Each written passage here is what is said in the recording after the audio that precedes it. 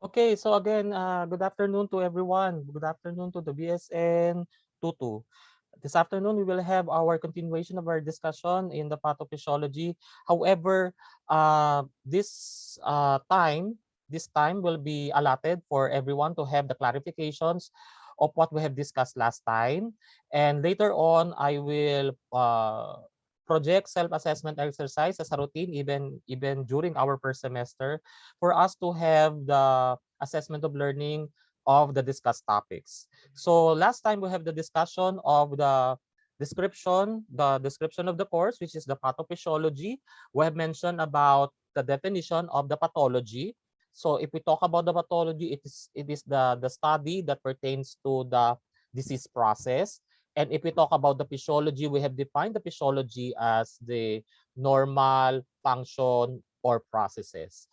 And we have clearly considered for us to know and have a better understanding of what the physiology is when we differentiate the anatomy and the physiology. So we have identified that the anatomy is pertaining to the structure, the parts of the body that will determine the function, and the function itself and processes on what is the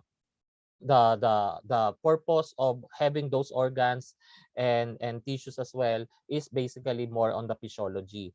So we have also discussed last time some of the examples of the significance of pathophysiology across the lifespan, because we have mentioned and identified that disease processes and responses may vary from the elders and to the different phases of the growth and development.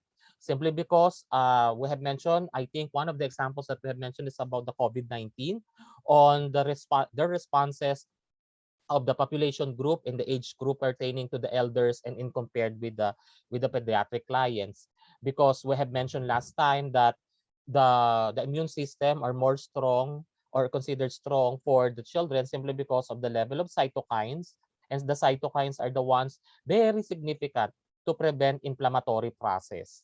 So if there are damage in tissues, the cytokines are the ones that starts to increase to prevent inflammatory process. That's why the children are more immune, are more protected when it comes to this viral infection.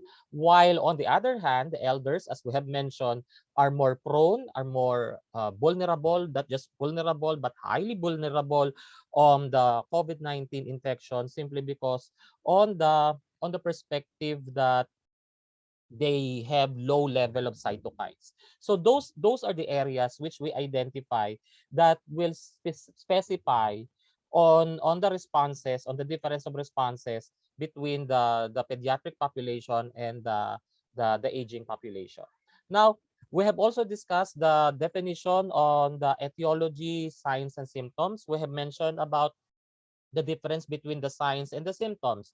We've mentioned that the symptoms are the subjective data. So these are the responses coming from the client as we do our interview, as we go do our patient history. So those responses are coming from the clients themselves. While when we talk about the signs, these are the findings and results of the physical examinations, probably diagnostic examinations, and vital signs can be considered as signs.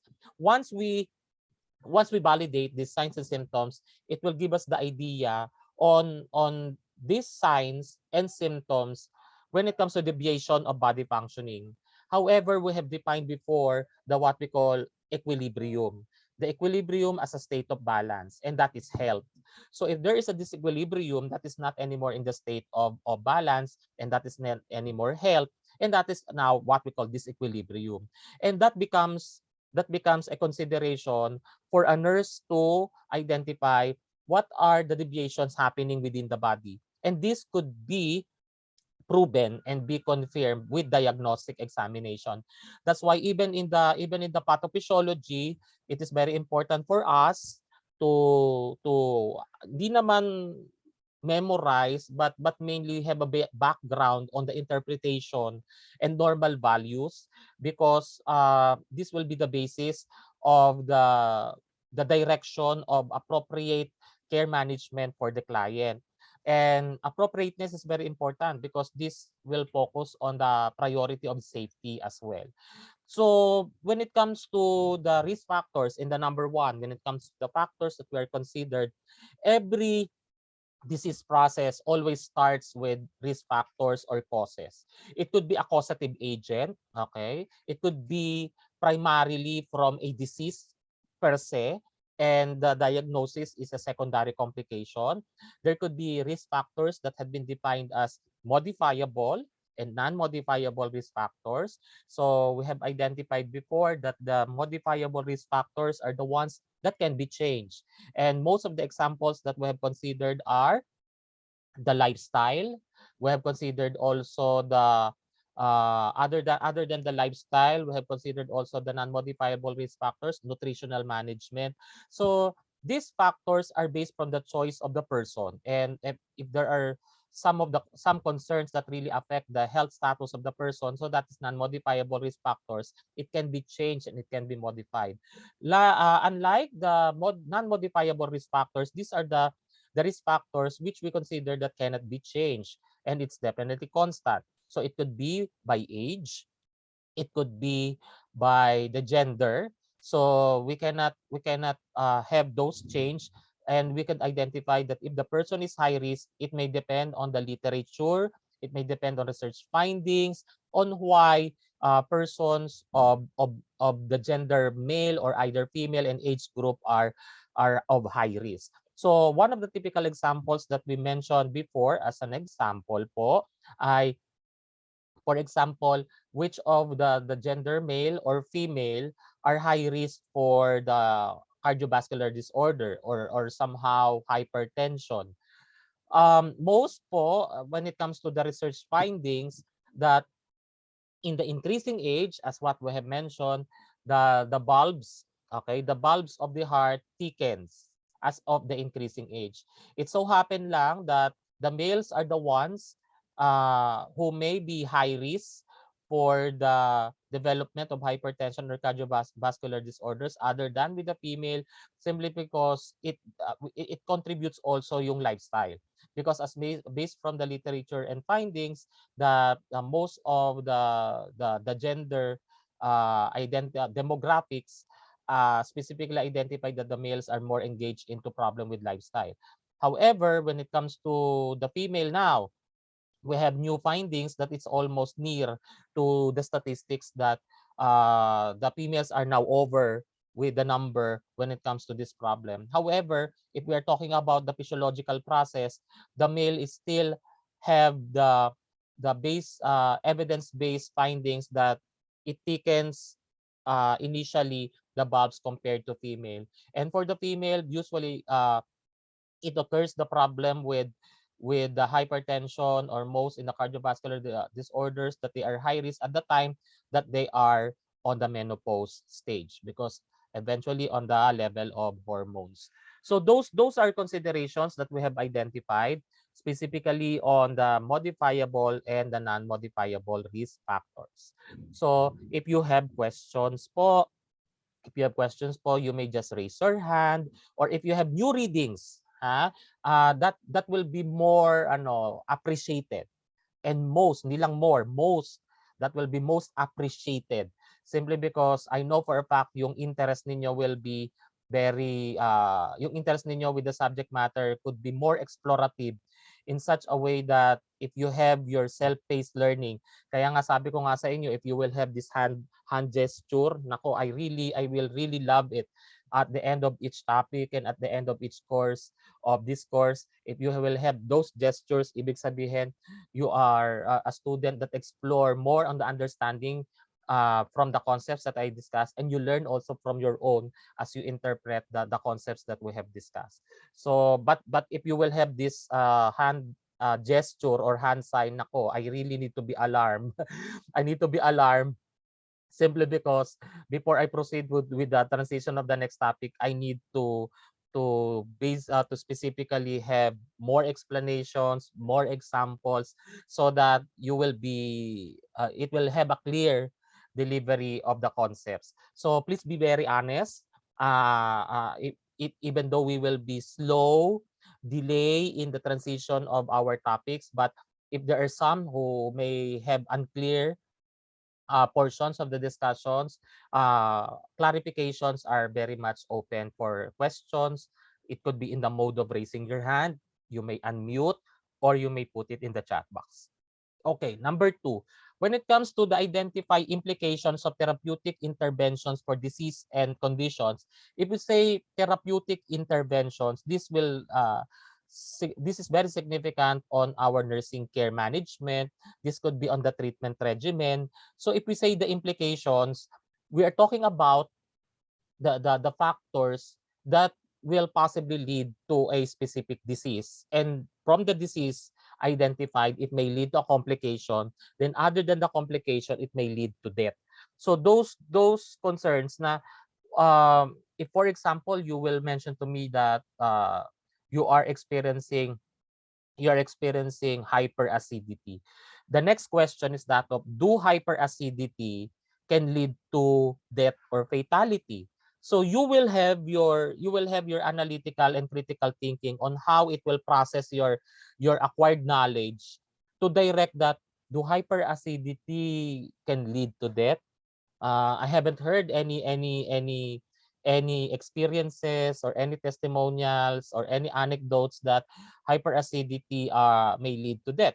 But what may lead to death on the problem with the hyperacidity is when it comes to the complications. O sige, let us connect as an example.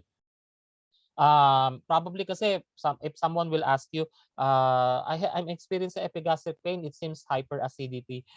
Some of your classmates or some of your friends may mention, wala namang namamatay sa hyperacidity.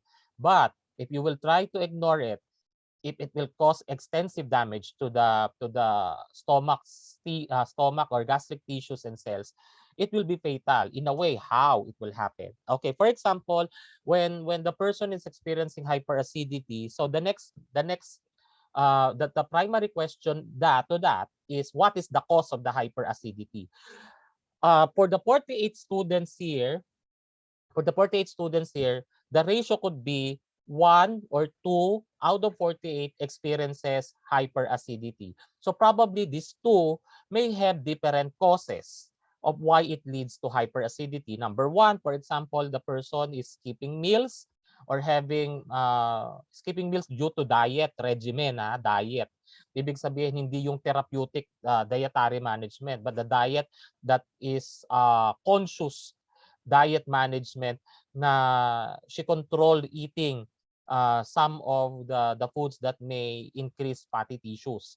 So yun naman ay different, and that may pursue a possibility of hyperacidity. The other person may have the cause of the possible hyperacidity of it's not skipping meals, but it started with the ingestion. Ayan, it started with the ingestion of the highly poisonous food. Ayan, highly poisonous food. Okay. Now, with the two causes, it may have a different direction when it comes to pathophysiology. For example, the one who is skipping meals, sir, for example, at night we are sleeping for almost 7 to 8 hours, but we are not eating. But what happened to our stomach? Why is it that we don't experience hyperacidity in spite of the fact that our stomach are empty? Okay? And it goes to the perspective na, if you can still remember, the sympathetic and the parasympathetic response. Because if, for example, a person who is sleeping, usually uh, the digestive activity is decreased. So because there is no food that will need digestive process. So will the hydrochloric acid necessary for that? No. So what will be the response of the cells? The response of the stomach cells, which is the epithelial cells of the stomach, will not produce hydrochloric acid for digestive process. So meaning during the time that we are sleeping, the hydrochloric acid are what? The hydrochloric acid are regulated and controlled to the level that it may not cause irritation of the gastric mucosa. Okay. Now, when it comes to the but once you wake up in the morning, then that's the time that you feel, ayan na, that's the time that you feel that you're hungry. Because that's the time wherein your stomach are empty and your cells may need possible nutrients for survival. So what will be the urge of your body and definitely of your mind? Definitely you will eat so that the cells will be supplemented with the needed oxygen and nutrients. So these are the normal response of the body. But when is the time that it may lead to hyperacidity? For example, I have mentioned to you when you're at sleep, then your hydrochloric acid is in control. And that is definitely by the response of the epithelial cells of the stomach. But when you are awake, yan when you're awake and you are skipping meals, the chance that the body when you're awake is basically your metabolic activities increase. The more that your metabolic activities increase, the cell will need more nutrients and more oxygen demand. But if you're not eating, it means that your cells will be deprived from the oxygens and nutrients, and the cells, specifically in the stomach, may not function appropriately in controlling hydrochloric acid. So what happens next? If the cells will be deprived from the oxygen and nutrients and may affect the metabolic activity, if it will affect metabolic activity, it will affect cellular activity. So that is the time that the cellular function will be deviated. And if it will be deviated, it will not control production of hydrochloric acid. If it will not control the production of hydrochloric acid, there will be increase in the production of hydrochloric acid. If there will be an increase in the hydrochloric acid, do you think too much acidity of the stomach may irritate the gastric tissues? Yes or no? Yes. Yes. So if you think it will cause irritation of the gastric mucosa, it is the start that it cause a possible pain response. Yes.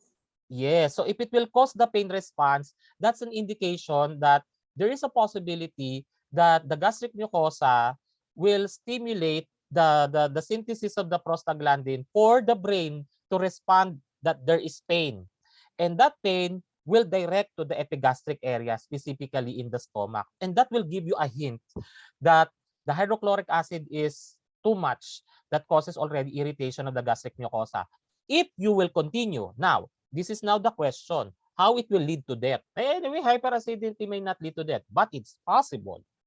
Now, if the hyperacidity continues and you did not attended to it, okay, this will cause the possibility that the increased hydrochloric acid will continuously have extensive damage of the gastric tissues. If it will cause extensive damage to gastric tissues, it's already started the inflammation. The next thing that it will cause is already tissue damage. If it will cause tissue damage, there could be a possibility that the blood vessels of the stomach tissues will be altered, and that may cause a possible bleeding. Any damage of the skin may cause, and specifically may affect circulation, may cause bleeding. And that's the time that the ulceration itself may lead to the gastric bleeding already. And do you think that bleeding could be more at risk to a person whenever it will not be managed? Definitely, yes. Because supposedly the blood must circulate, but the volume of blood rather is uncontrolled, and it is not circulated in the tissues of the stomach, and it continues the bleeding. So if there is gastric bleeding, then there could be a chances that there will be decreased volume of blood in the circulation. If there will be decreased volume of blood, do you think this could be risk? This could be high risk if there will be this decreased volume of blood. Yes or no? Yes po. Yes. Okay. So if there will be decreased volume of blood circulating, decrease also ang oxygen supply. If there will be also decrease in the oxygen supply to the cells, then the cells will not respond. So if the cells will not respond, there could be a possibility that it may cause tissue death. And once it will cause the tissue death, it may affect the circulation to the different parts of the body, and the circulating blood will not support the other parts of the body, specifically the brain and also the heart. And that is the time that the continuous bleeding may significantly affect the circulation, and moreover, the other organs will be deprived from oxygenation. Thus, if the brain will be deprived from oxygenation, then it may affect the other organs because the central control of the organs are from the brain. And from the heart, if the heart will be affected through that problem with bleeding, then this may affect naman the function of the heart of ejection of cardiac output that will deprive the other organs. And now, this may cause multiple organ dysfunction. If it may cause multiple organ dysfunction, the brain cannot anymore control the function and stability of other organs. So this may cause the possibility of cardiac arrest. This may cause the possibility of respiratory arrest. And soon, it may lead to death. So simply as that, it started with hyperacidity, pero if it is not attended, if it is not given medical attention by any of the healthcare team, specifically the nurse, it should have been prevented yung complications if the nurse already identified that the possibility that it may gear towards that complication could be prevented. So that's why the nurses are being oriented with the pharmacological management, simply because this is a way to have the pharmacological management if the body is not responding normally. So this may mimic specifically the action to prevent such complication, and this may alert the other members of the healthcare team and other supportive management. If, for example, the person may have hyperacidity, the nurse may have supportive management when it comes to nutritional, because there are some foods that may cause the possibility of irritations to the stomach, and possibly may lead to the concerns on affecting the circulation, or rather may cause the problem with bleeding. So always take into consideration that we need to be visionary, okay? Because since we touch lives, moreover, we save lives. We can save lives if we can do immediately preventive measures before it may lead to curative and rehabilitative. We have been oriented that prevention is better than cure, and that is very true. As a nurse, when it comes to these concepts of pathophysiology, you need to identify what are the factors from the pathophysiology framework that will prevent leading to either complications or may lead to death. Okay? So on that matter, we have been oriented also during the time of the basic understanding about diagnostic examination. We have explained, or rather set an example of what is the importance of knowing such basic diagnostic examination and its interpretation. The nurse may have a clear understanding on how to have a clear and appropriate care management. So I think we have discussed, or as an example, about the CBC, right? So we discussed about the interpretation of the if there is decreased RBC, if there is increased RBC, so what's the implication? For the decreased RBC, the implication is basically anemia, and if it's anemia, there is also decrease in the hemoglobin. If there's decrease in the hemoglobin, there is a decrease in the hematocrit. On that note, this may take into consideration that if there will be decrease in RBC, we have interpreted that there will be a decreased volume of blood, or hypovolemia.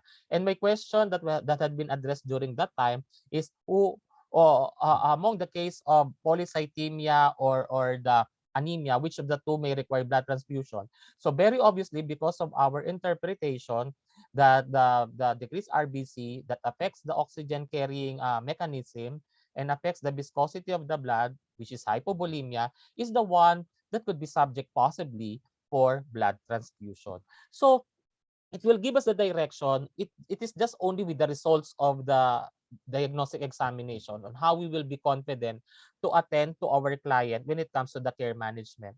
That's why even I told you, class, even though you have already presented case studies or case presentations, the pathophysiology is very much significant for us to gather data from the case itself, because this will be useful when it comes to the formulation of your pathophysiology as a pathway on how the person developed the complication, and how the person possibly lead to death if the person or the client leaded to death or mortality.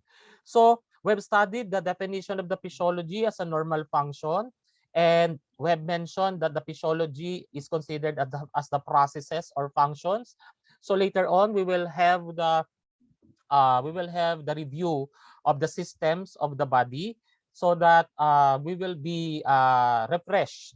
Okay, we will be refreshed of the basic functions and some of the organs that are involved in the system, so that it will give us the confidence whenever we encounter the disease process, and how to have its pathway uh, on the clear understanding about the pathophysiology.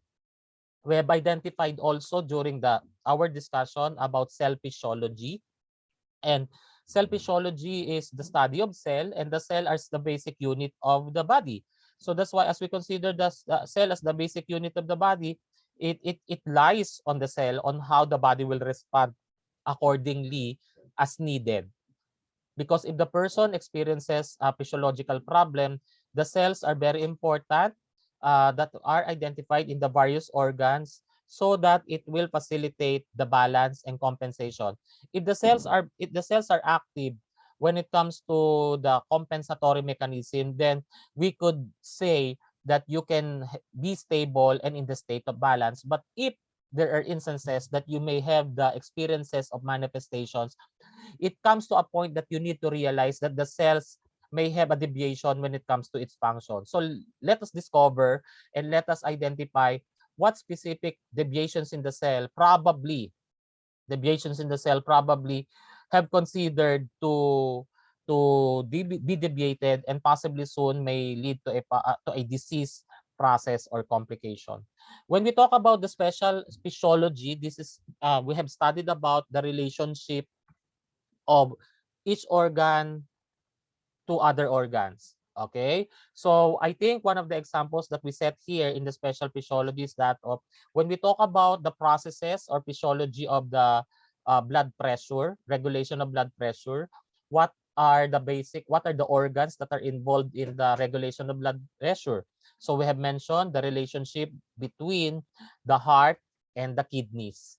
So the heart is the one that directly regulates the blood pressure, and the kidneys are the ones that regulate blood pressure through the release of the catecholamines, such as the epinephrine and the norepinephrine.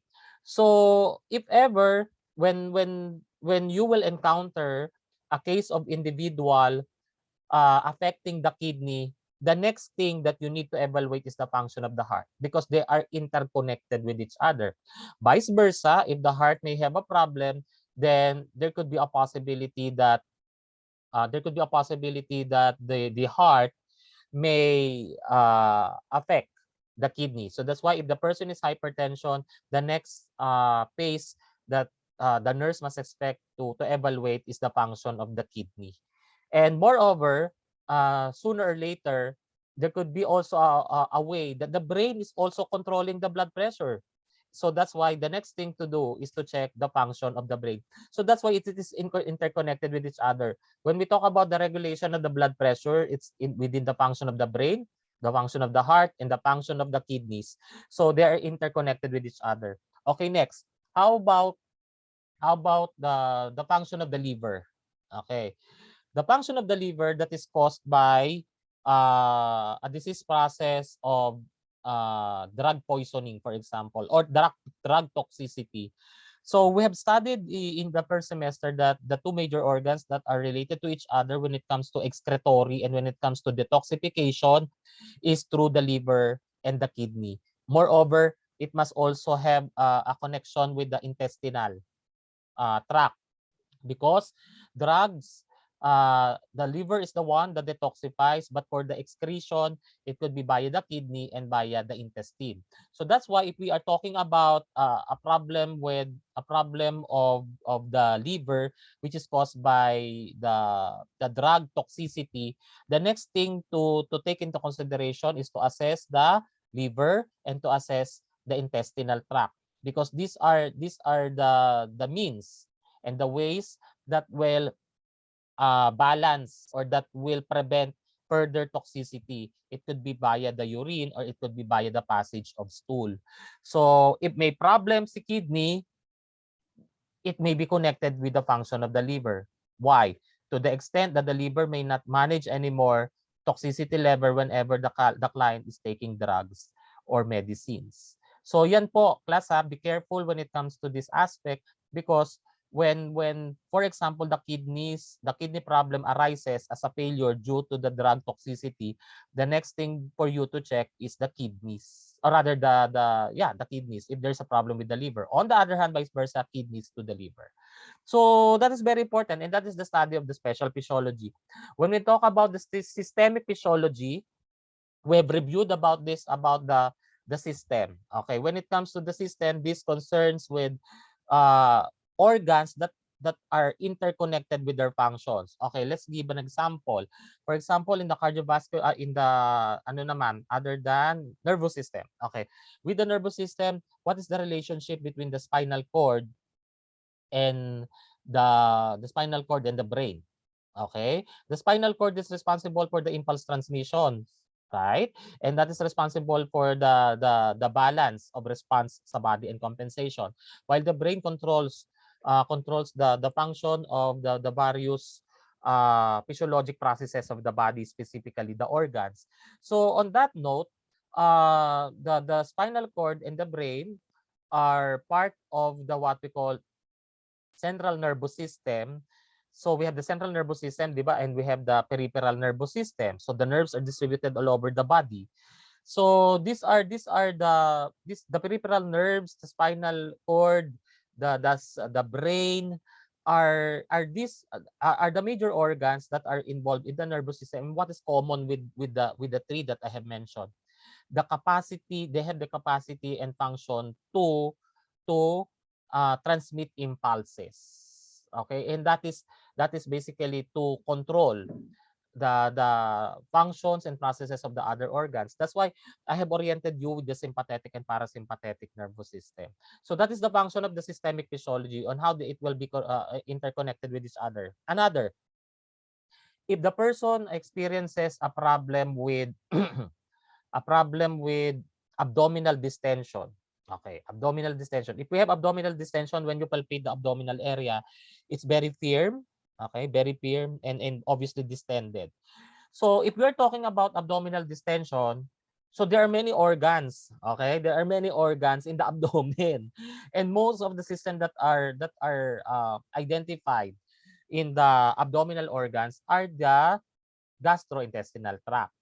Okay. So part of the digestive system, and it involves the lower GI tract. So if it involves the lower GI tract, it may involve the possibility of the function of the intestines. And the intestines are divided pa, di ba? We have the small intestines, we have the large intestines, and we have other parts which is connected for the processes of breaking down food and excretion of the waste products. So on that note, we must take into consideration where the abdominal distension may possibly cause its problem. So that's why you will be more focused on the different abdominal organs if the person may still do not have the confirmatory diagnostic examination. So diagnostic examinations and laboratory tests can be a basis for the confirmation of the condition. However, if we still do not have the results, it's the nurses what do you call this, competencies. The nurses competencies is very important on how you will direct from the pathophysiology of having patient history from the time that you will, if the client will respond to it, and that would be the basis of how you will direct the person's appropriate care management. Now, if we talk about already a disease and how it affects how it affects from the cell, the tissue, the organ, the system, and the person himself as a whole. Disease process and the person himself as a whole, then we're talking about pathological physiology. So if we say pathological, again, disease process, and physiology is the processes and the function. Okay, next. We've studied about, we have already reached also the discussion. I think we ended up with the 6 structural and functional organization of the body. So before we have considered what is the chemical level, the cellular level, the tissue level, the organ level, the organ system, and the organism. So these are the 6 structural and functional organization of the body. Class, we have started, if we say the chemical, each cell as the basic unit of the body has the proteins, atoms, molecules, because these are the basic unit of each cell that controls activity. Kaya that's why, do you think, sir, if for example, if the mother becomes menopause, okay, menopause, hormones will be decreased. And hormones are very important for the metabolism of cell. So if the cells will be deprived from metabolic activity, what will happen to the molecules, the atoms, the proteins? It will also decrease its response. So that's why if it will decrease its response, it will decrease also the cellular activity, and chances may have some slow and delay responses of the body. Yeah, that's why this may also answer to the fact that in the increasing age, just like for the population of the aging population and the elders, they are the ones who could be vulnerable or on highest vulnerability simply because of the slow and delay response of the body, because hormones are already decreased. So if the hormones are already decreased, the metabolic activity of the cells are also decreased. So kung decrease ang metabolic activity of the cells, then the response also of the molecules, the atoms, and the proteins are also decreased. So that's why yung compare mo from a child who been exposed to the risk can respond immediately to prevent, while for the elders, the body can still respond but delay. So may chance na the person who is an elder already have the infection before the body responded to prevent it as a defense. So that's one. That's why on the chemical level it's very important. While on the cellular level rather, so we have mentioned that this is the smallest unit, and and these molecules forms the what we call organelles. So the keyword here is the smallest unit. It is composed of molecules. So plus the cells are the ones that are identified specifically na it has a distinct structure, distinct characteristics. That's why when tested microscopically, the distinct characteristics differ from each other cell. The lung cell, the lung cell, when seen microscopically, is obviously different from brain cell, from pancreatic cell, from intestinal cell, up to to the cardiac muscle cells. The structures of the cells are different because it is distinct on that particular organ or tissues. So that's why in the cellular level, it can already identify, di ba? When we have the biopsy is the procedure wherein it will retrieve tissues and be evaluated microscopically. If it seems that the structure and characteristics of the cells are different from what is expected, then that may have a second thought of having further studies or further evaluation, simply because of the chances of malignancy. But on the primary test of the cellular characteristics, it may not conclude already a problem with malignancy, cancerous, or it is benign non-cancerous, because there is a specific test that will identify specifically if it is benign or malignant. And other than that, the cells are very important because since it is composed of the electrical charges, the cells may become positive, may have positively charged and negatively charged. That's the same as for the muscle, skeletal muscle, which may specifically contract and relax. So obviously the cells becomes if it is negatively charged, the muscles are relaxed, and it becomes positively charged, the muscle will contract. If this will be affected, this may seemingly may cause a problem with mobility. Yan, nagkaroon ng problem with mobility. And very important for the cells ang electrolytes. Sooner or later, we will try to connect po the electrolytes on how the electrolytes are important for the cells. Sige, magbigay ka sir ng isang example. O sige, potassium. Okay. Potassium is very important important electrolyte or yeah, tama, electrolyte that the cell must have because potassium is located in the uh, internal compartment of the cell, intracellular compartment of the cell. So if the positively charged potassium will be out of the cell, this may really affect the muscle contraction. Just like for the skeletal muscle, if the low level of potassium for skeletal muscle will cause the possibility of spasm. What do you mean by spasm? It may cause the limitations in mobility, and it is some like may cause numbness. Ayan, numbness. Tapos stiffness of the muscle. Yaan ang effect ng pagka mababa ang potassium. Pag mataas naman ng potassium for the skeletal muscle, the problem naman is it will cause the possible relaxation of muscle. That's the time pag mataas ang potassium, the person can't move, can affect mobility. So doon pa lang basic knowledge on electrolytes, effect to the muscle cells, effect to the muscle tissues, and effect to the person and the organism himself, yung mobility is affected. So yeah, next is we have the tissue level.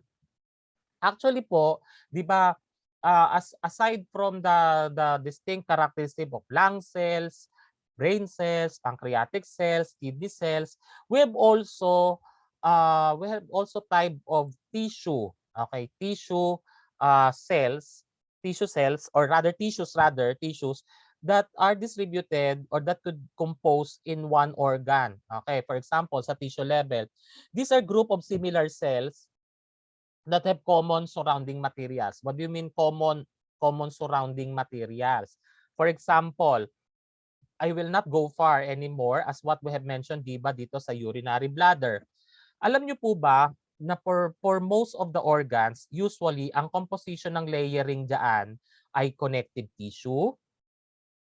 For some na organs that may have high component of muscle and incapable of contraction, obviously that usually has smooth muscle tissue. And another connective tissue for the protection of each layer, and we have epithelium. So, yung connective tissue as the outer layer is the one that protects. The inner layer is the smooth muscle tissue. Another tissue is connective tissue to protect the smooth muscle, and the other one for epithelial. The epithelial tissues are the ones that protects the internal. Okay. So, we are talking about urinary bladder. Another example in the tissue level ay blood vessels. Blood vessels are the same sa ganitong layering ng tissues. So lahat tandaan ninyo sa mga organs na talagang highly muscular, it always starts with connective tissues, blood vessel to Next is smooth muscle tissue. The next again is connective tissue, and the last part that protects the internal is the epithelial tissues. So sa blood vessels, it has also a smooth muscle tissue. Bakit? Because it's capable of contraction to eject the blood. For the bladder, it has also a muscle because it needs to contract when there is a full fluid that is in the bladder. It may cause the contraction to eject the urine outside the body. So just the same as for the heart, it has the myocardium, and the layering also is connective. We have the muscle, then connective, and we have the epithelial that protects naman the endocardial tissues. So this is the importance of knowing the tissue level because kung for example, if there will be a damage with blood vessel, iisipin natin, okay, the connective tissue is the one that will be affected. Pag na-affect na yung yung muscle tissue, so there is a possibility na po na the blood vessel, okay, the blood vessel will not contract. So kung smooth muscle tissue na affected sa blood vessel, ay nako, the problem now is it will cause a delay in the ejection of blood. So delay ang circulating blood. So through that knowledge, it may give us the specific explanation po of why this tissue level is very important. But before I continue, do you have any questions po? Baka masyado pong mabilis si sir, or some of the examples are not clear. Don't be hesitant. So can I see one in the chat box if the discussions are clear of the review of the topics? So there are no responses. You may type one. You may type one in the chat if we are seeing if the discussion are still clear. Okay, so ibig sabihin I'm not in the level of this hand sign. Okay, so some are okay, almost everyone responded. Okay, thank you so much for those responses. So meaning I may continue. Okay, the next po is we have as our review, other than the tissue level, is we have the organ level. Sa organ level naman, this may be composed of two or more tissues. Ayan. Kanina sinabi natin yung tissues that it could be connective tissue and smooth muscle tissue. If we combined, ayan na, we combined na this connective tissue, the smooth muscle tissues, epithelial tissues, once combined, nagpo-form na yan ng isang organ. So kanina, distinct, sineparate natin, merong connective tissue, we have smooth muscle tissue, pero pag pinagsama-sama mo na yung all these types of tissues, it forms an organ. And the one that is projected on the screen is related to the urinary bladder. Okay, the urinary bladder now ngayon ay tinatawag nating organ level. When we talk about the organ system, this is now the group of common organs or group of organs that work together as one purpose or having one purpose. So what does it mean? Kung for example, in this example of the urinary system, what are the major organs that are responsible for fluid regulation, for fluid balance? So fluid excretions. So expect natin we have the ureter, the urinary bladder, and we have the kidneys.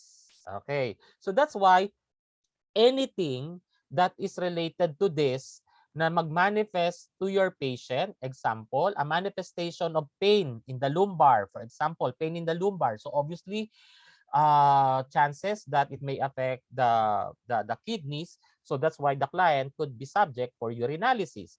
If there are no results with the urinalysis, the next thing to check if we are not so sure of the exact problem when it comes to the system. So aware tayo na yung sa lumbar pain is a common sign for a problem with urinary tract infection. So that's why okay, we need to focus na muna in the urinary system. So that's why urinalysis could be the start of the diagnostic examination. The next thing is it will have possibly an ultrasound of the kidney, the ureter, and the bladder. So common siya with each other. Then if there is still no results with the kidney, ureter, bladder, titignan na po natin ang mga other diagnostic examination that will really determine problems with the blood vessels, problems with the presence of kidney stones, problem of obstruction with the ureter going to the urethra. So magmamanifest naman yan sa urine if there is bleeding or possible infection. Pero still, the focus is with the system. So pag ikaw ay nag-subject ng evaluation, i-consider mo yung mga organs common to that system. So another example, if for example the female patient may have a problem with bleeding. Okay, a problem with bleeding. So most probably this could be obstetrical. So what could be the basis of the doctor or the nurse for his or her evaluation? So what could be the evaluation? So possibly there could be a chance of reproductive in nature is the problem. So what could be evaluated? It could evaluate because of the bleeding. This could be related to hormones. Okay? Because males do not experience the bleeding. It's only the female. And that is related to the normal menstruation, menstrual cycle.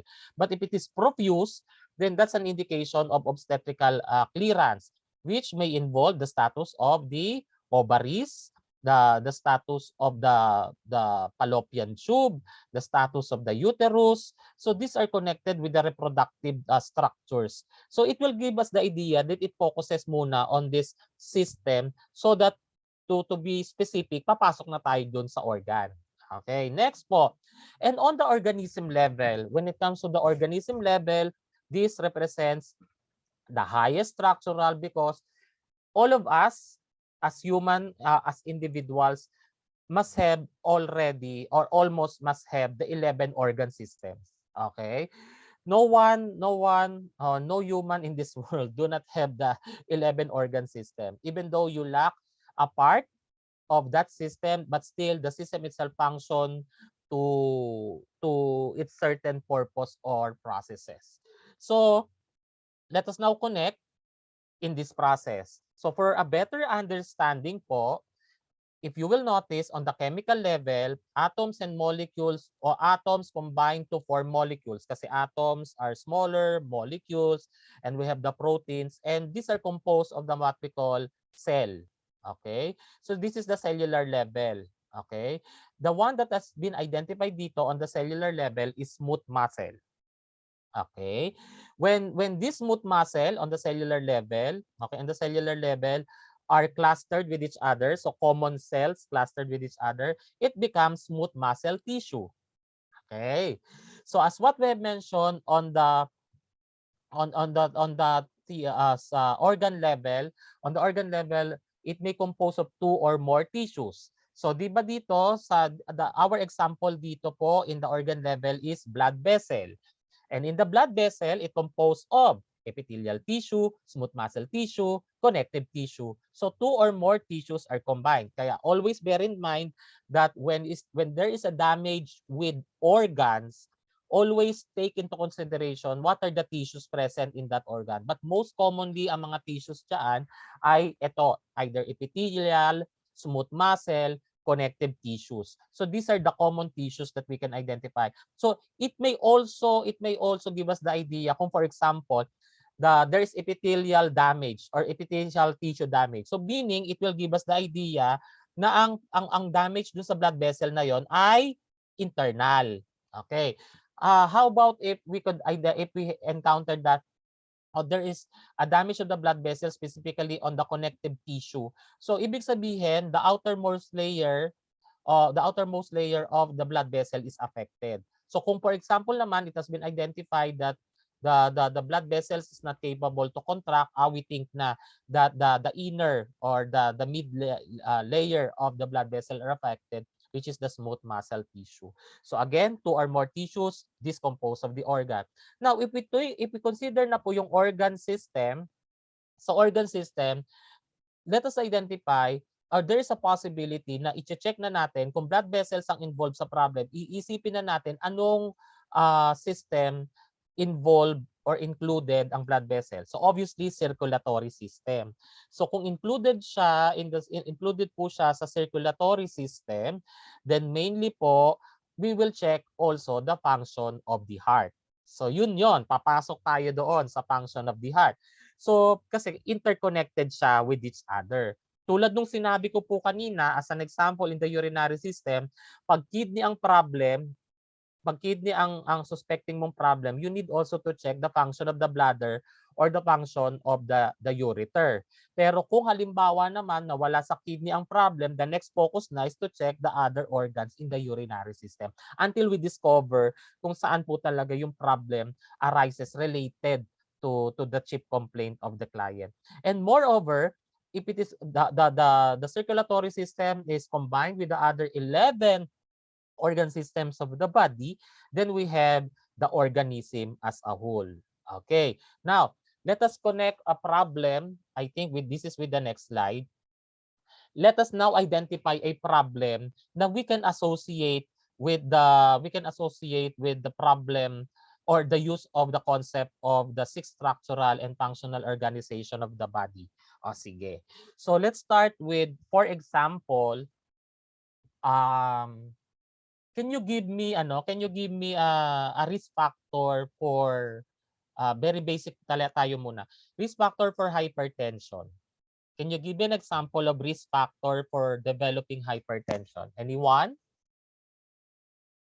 Can you give me example of risk factors for hypertension? Our Unhealthy 48. diet. Come again? Unhealthy? Unhealthy diet. Okay, so Miss Papa answered unhealthy diet. So unhealthy diet. So what specific diet, okay, will be particular na. In pathophysiology, we cannot, di ba I mentioned before na we could have a generalized response. Yung tulad sabi natin na weak immune system, general response yun. For example, another example is unmanaged nutritional habits. Ngayon, you have mentioned about unhealthy, come again, Miss Papa? Unhealthy. Unhealthy diet. Ayun, unhealthy diet. What specific unhealthy diet may contribute to development of hypertension? Specifically, you must be specific. Excessive salt consumption. Okay. So, pag pathophysiology po class, you must consider the yung specific diet kasi when you create the pathophysiology, kailangan alamin natin kung saan yung nagre-regulate about sodium. Kung for example, you mention naman high cholesterol, saan yung nagsisynthesize, anong mga organs yung nagsisynthesize ng cholesterol, i-connect natin doon. So since you have mentioned about increased sodium consumption, which is very common po. That is usually a part of the health education na low salt, low fat diet. Okay, low salt, low fat. What? Okay. Pero hindi po, magkaiba po ang salt restricted diet. Pag salt restricted, no salt talaga yon, no salt diet. Pero pag low salt, pwede pa rin naman. So don't have those misconceptions. So let's go back. I know you have studied that already in your nutrition. When we talk about high salt consumption, for example, we all know that, let's go back to the principle of the salt. So, di ba the formula of the salt is sodium chloride, and we are aware that the salt attracts water. Am I right? Do salt attracts water? Yes po. Yun. O, sige. So, when it comes to the electrolytes of the sodium and the chloride, the the kidneys are the ones responsible for the fluid balance, fluid and electrolyte regulation. Ngayon, because of the problem with sodium and chloride, ayan ang sodium, if you can remember in our discussion in pharmacology about intracellular and extracellular compartment, the highest anion and cation, negatively charged and positively charged electrolytes ay nasa extracellular compartment, nasa external compartment ng cell, at sodium at phosphate sa internal. So, mako-connect natin yung sinabi mo na sodium kung bakit siya very significant risk factor for development of hypertension. So, pasok ngayon tayo dito sa number 1. In the number 1, usually pag high sodium or high sodium diet, the problem is that of there could be a possibility that the molecules and the protein in the extracellular compartment may not function kasi sabi nga po natin, di ba, the sodium and chloride attracts water. Will it be possible na within this compartment na sobra-sobra yung sodium and chloride, pwede kaya siyang mag-cause ng too much fluid production o too much fluid na mag-fill doon sa extracellular compartment? Pwede kaya yon? Possible po ba yon? Yes po. Yes. So, if kung sa extracellular compartment na yon may sodium chloride ka na, sumobra pa yung sodium chloride, pwede bang mag-congest yung compartment ng cell? Pwede bang mag-congest Yes because po. of too much sodium and chloride? Kasi nag-a-attract siya ng fluid eh. Nag-a-attract siya ng fluid instead of ma-regulate niya. So kung mag-a-attract, kung magkokos ng congestion yung cell, okay? Papasok na tayo sa cellular level. Kung magko-congest si cell po ay capable po na ng mag-transmit ng signal. Pero kung congested ba ang cell, may chances po ba na ma-delay ang pag-transmit ng electrical impulse?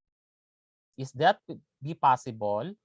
Yes po. Yes, okay. Now, in the number 2, on the cellular level, dahil nga meron tayong problem ng congestion dito dahil si molecules and the atoms are not coordinated with each other, pagdating when it comes to the cell, we are now checking on how the cell will respond. So ngayon, dahil si cell ay congested, the cell will have a delay electrical impulse. O ngayon na. So heart muscle cell tayo. Nag-iisa tayong cell pa lang ha. Paano naman pagdating dito sa number 3? In number 3, we have the cardiac muscle tissues. And we mentioned, di ba, that a group of common cells surrounding the area or surrounding that particular area will be composed of tissue. So, pag nagsama-sama natin yung cardiac cells, magiging cardiac muscle tissue. Ngayon po, will there be a possibility na yung isang cell na in-identify natin na congested at may difficulty in the transmission of impulse are also the same with other surrounding tissues, cells? Posible bang pareho din ang status? Yes or no? Ulitin ko po yung question. Simplify natin. We have identified po yung heart muscle cell because of too much sodium and chloride, congested siya. Kasi nag-a-attract ng water yung sodium chloride. So dahil may problem siya at congested siya, the cells are not capable of transmitting impulse. Ngayon, pagdating dito sa tissues, mas maraming cells na. Will it be possible na yung na-identify natin ng isang cell may also have the same status with the other surrounding cells in that tissue? Yes po. Yes. Ngayon, since yung tissue na to ay muscle.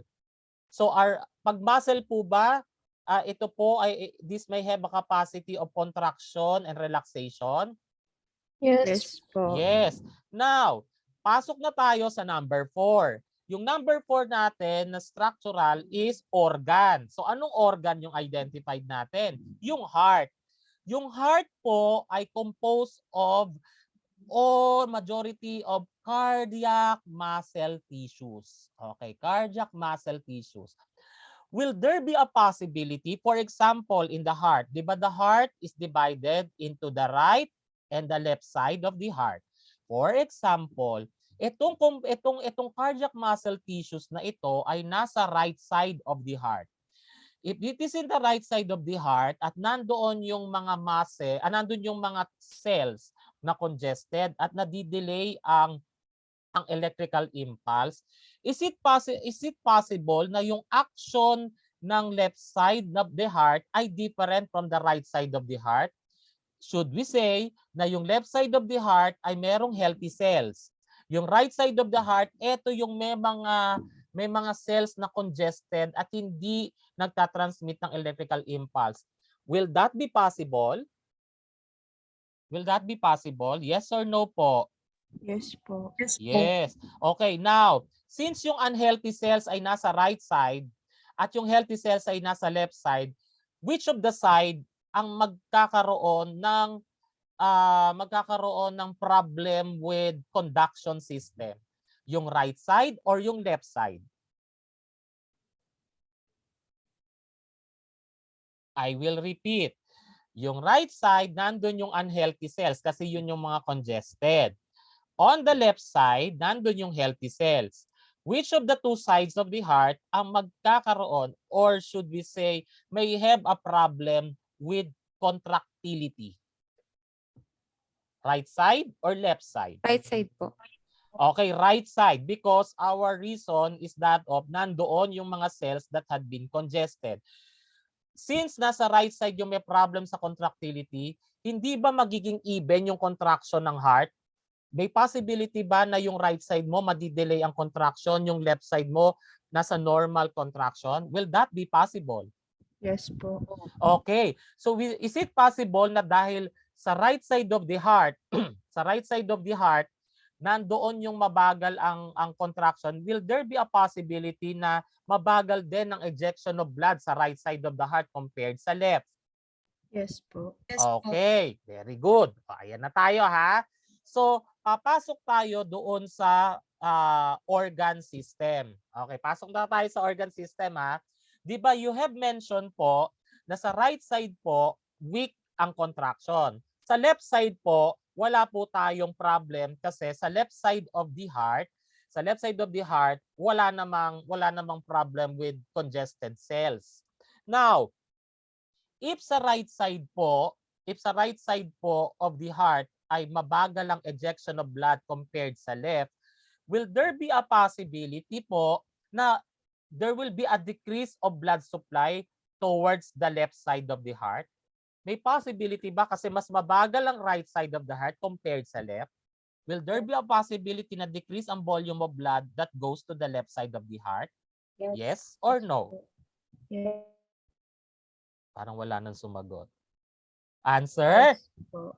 Yes Yeah. po. Oo, yes. So, yung isang sumagot medyo parang malungkot pa. How about the others? I just want to hear yes. Medyo bumababa yung energy ko kasi I don't hear any response at all. I want to have response from the others. Is it yes or no? Yes po din. O Yes yun, po. salamat po. Yung nagpapataas ng level ng energy ko is because of your responses. Pag bumababa na ito. So, now, since the right side of the heart is weak, the left side of the heart is intact because of because it has still healthy cells. So we have concluded that we have decreased volume of blood kasi naipon siya sa right side. Is it a possibility na decrease ang cardiac output dahil there is a decrease in the blood supply that goes to the left side? Will there be a possibility na decrease po ang cardiac output? Yes or no? Yes po. Yes po. Okay, i-connect na natin ngayon sa organ system. Pag kinonect na natin ngayon sa organ system, di ba ang paglabas ng left side of the heart, di ba papunta yan ng systemic circulation? Yes or no? Yes po. Yes Okay. po. Kung decrease ang cardiac output galing sa heart, di ba papasok siya ulit sa blood vessel? Pag pumasok ulit yan sa mga blood vessels, specifically sa aorta at saka sa arteries, so aside from the heart, kasama na ngayon yung other blood vessels. So will it be possible na yung mga other blood vessels will have decreased blood supply? Yes po. Yes po. If there will be a decrease in the blood supply, will it be possible na mag-decrease din ang blood supply going to the brain? Yes po. Yes po. Will it be possible that it will decrease the supply to the kidneys? Yes po. Yes po. So, for example, if it will be decreased, do you think the persons, for example, sa level, sa brain, if ma-decrease po ba ang oxygen or blood supply going to the brain, ma-decrease din ba ang oxygen supply in the brain? Yes po. If it will decrease the oxygen supply to the brain, it will affect po ba yung consciousness of the person? Yes po. Yes po. So if na-apektan yung consciousness of the person, is there a possibility mawala yung magka-affect yung mag-cause ng loss of consciousness yung person? Yes po. If it will continue po yung loss of consciousness, pwede pang mag-lead into comatose of the patient. Yes. po. So pag nag-lead sa comatose of the patient, pwede na bang maapektuhan yung status ng brain? Yes po. Yes. O ayan. So ibig sabihin, nag-start tayo from cell na nasa isang system lang tayo, naapektuhan na ngayon yung ibang organ. Eh di ba we mention na ang isang organism is composed of the 11 organ system. So that's why from one system, it affects already the other system and that composed na ang affected na ay organism. So naintindihan po? Yes po. Salamat po. Thank you. Okay. So now, let us now proceed on the self-assessment exercise. As what I have mentioned, you may raise your hand. Okay, you may raise your hand or you may it could be much better if you will raise your hand so that to facilitate for me to identify students who wish to respond. Hoping I may hear answers from the others, ha? Okay. So, question. The nurse performs assessment to a client in the medical ward. She processed findings that covered the 11 organ system. Will it be chemical level? Will it be tissue level? Will it be organ system? Will it be organism level? The nurse performs assessment to a client in the medical ward. She processed findings that covered the 11 organ system. Is it chemical, tissue, organ system, organism level? So I'm seeing 4 or 5 raise their hands, but the first one who raised the hand is Miss Shenny May Pelin. What is your answer? D po, organism level po. Organism level. So let us now analyze. On the chemical level, we only have identified the problems with the atoms, molecules, and protein level of the cell. On the tissue level, this is basically if the group of cells are affected. On the organ system, if the various tissues, two or more tissues are affected, while in the organism level is the what? The 11 organ system. Let's see. So that is the correct answer. Letter D, organism level. Next question. The nurse checks the client's health status after administration of drug intended for kidneys. Which of the physiological events are correct? Kidney cells, molecular activity, kidney tissues, kidneys. Letter B, molecular activity, kidney cells, kidney tissues, kidneys. Letter C, kidneys, kidney tissues, cells, molecular activity. Letter D, kidney tissues, cellular activity, kidneys. So we have 6 out of 48. Ayan ha, 6 out of 48. Ilang percent yon? Sige, raise your hand ha. 6 divided by 48 is times 100. Remember, only 30% of the class, 30% of the class are participating. So, what happens to the other 83? 83%. O, nadagdagan. Okay. Nadagdagan ng raise ng hand. Siguro sasabihin ng iba, uy, nadadagdagan yung raise ng hand. Kasi yung first naman ang tatawagin. Tingnan natin ha. 9 divided by 48. We have times 100. Okay, tumaas. Naging 19% raise their hand and wish to have participation. So 48 minus 19. What happens to the 29 who are not raising the hand? Oy, nagtaas na ng raise ang hand. Compute na naman tayo. 48 minus 10, 38 divided by 48. So times, ay nawala ako dun ah. So, wow! 14 raised their hand. Sige, titignan natin kung sino yung mga nag-raise ng hand na yan ha. 14 minus 48 equals, ay mali. Mali.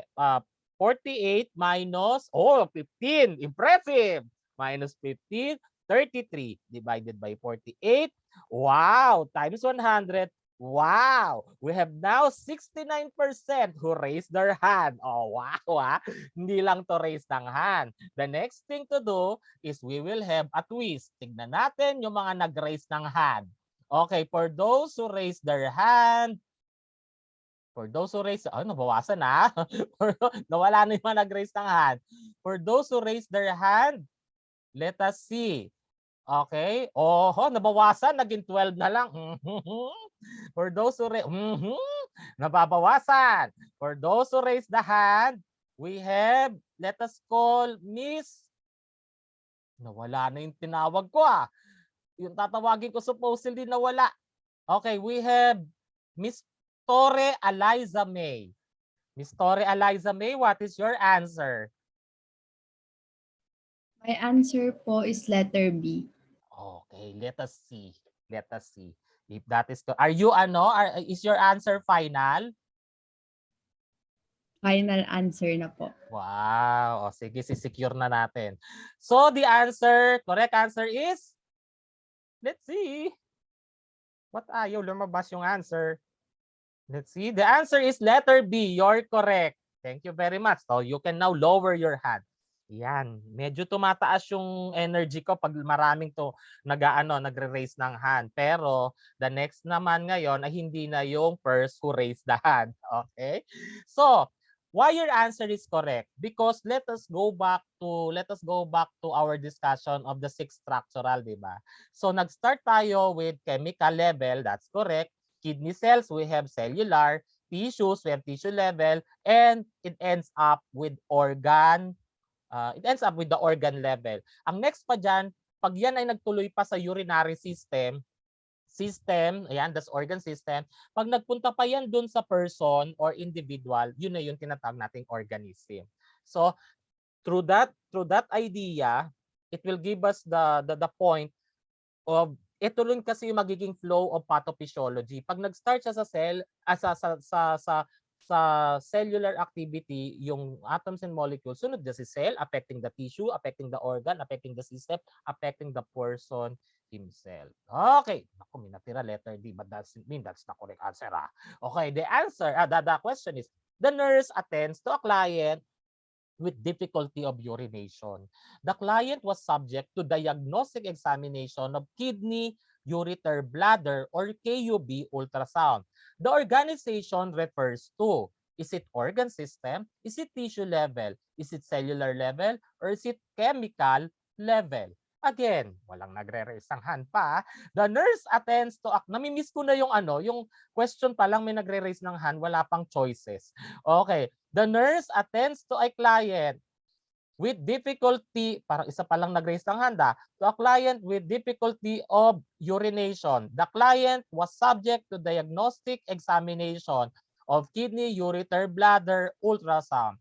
The organization refers to, this is now the next twist. If the raised hand is not reaching, if the raised hand is not reaching, what is the 50% of the 48? 48 minus 48 divided by 2. So, if the raised hand is not reaching 24 and not reaching almost 50%, then I will call those who are not raising the hand. O, doon naman tayo. Sige. So, since we have 5, ayan, tumataas na siya. So, ayan. So, kailangan maka 24%, maka 50% ang lahat.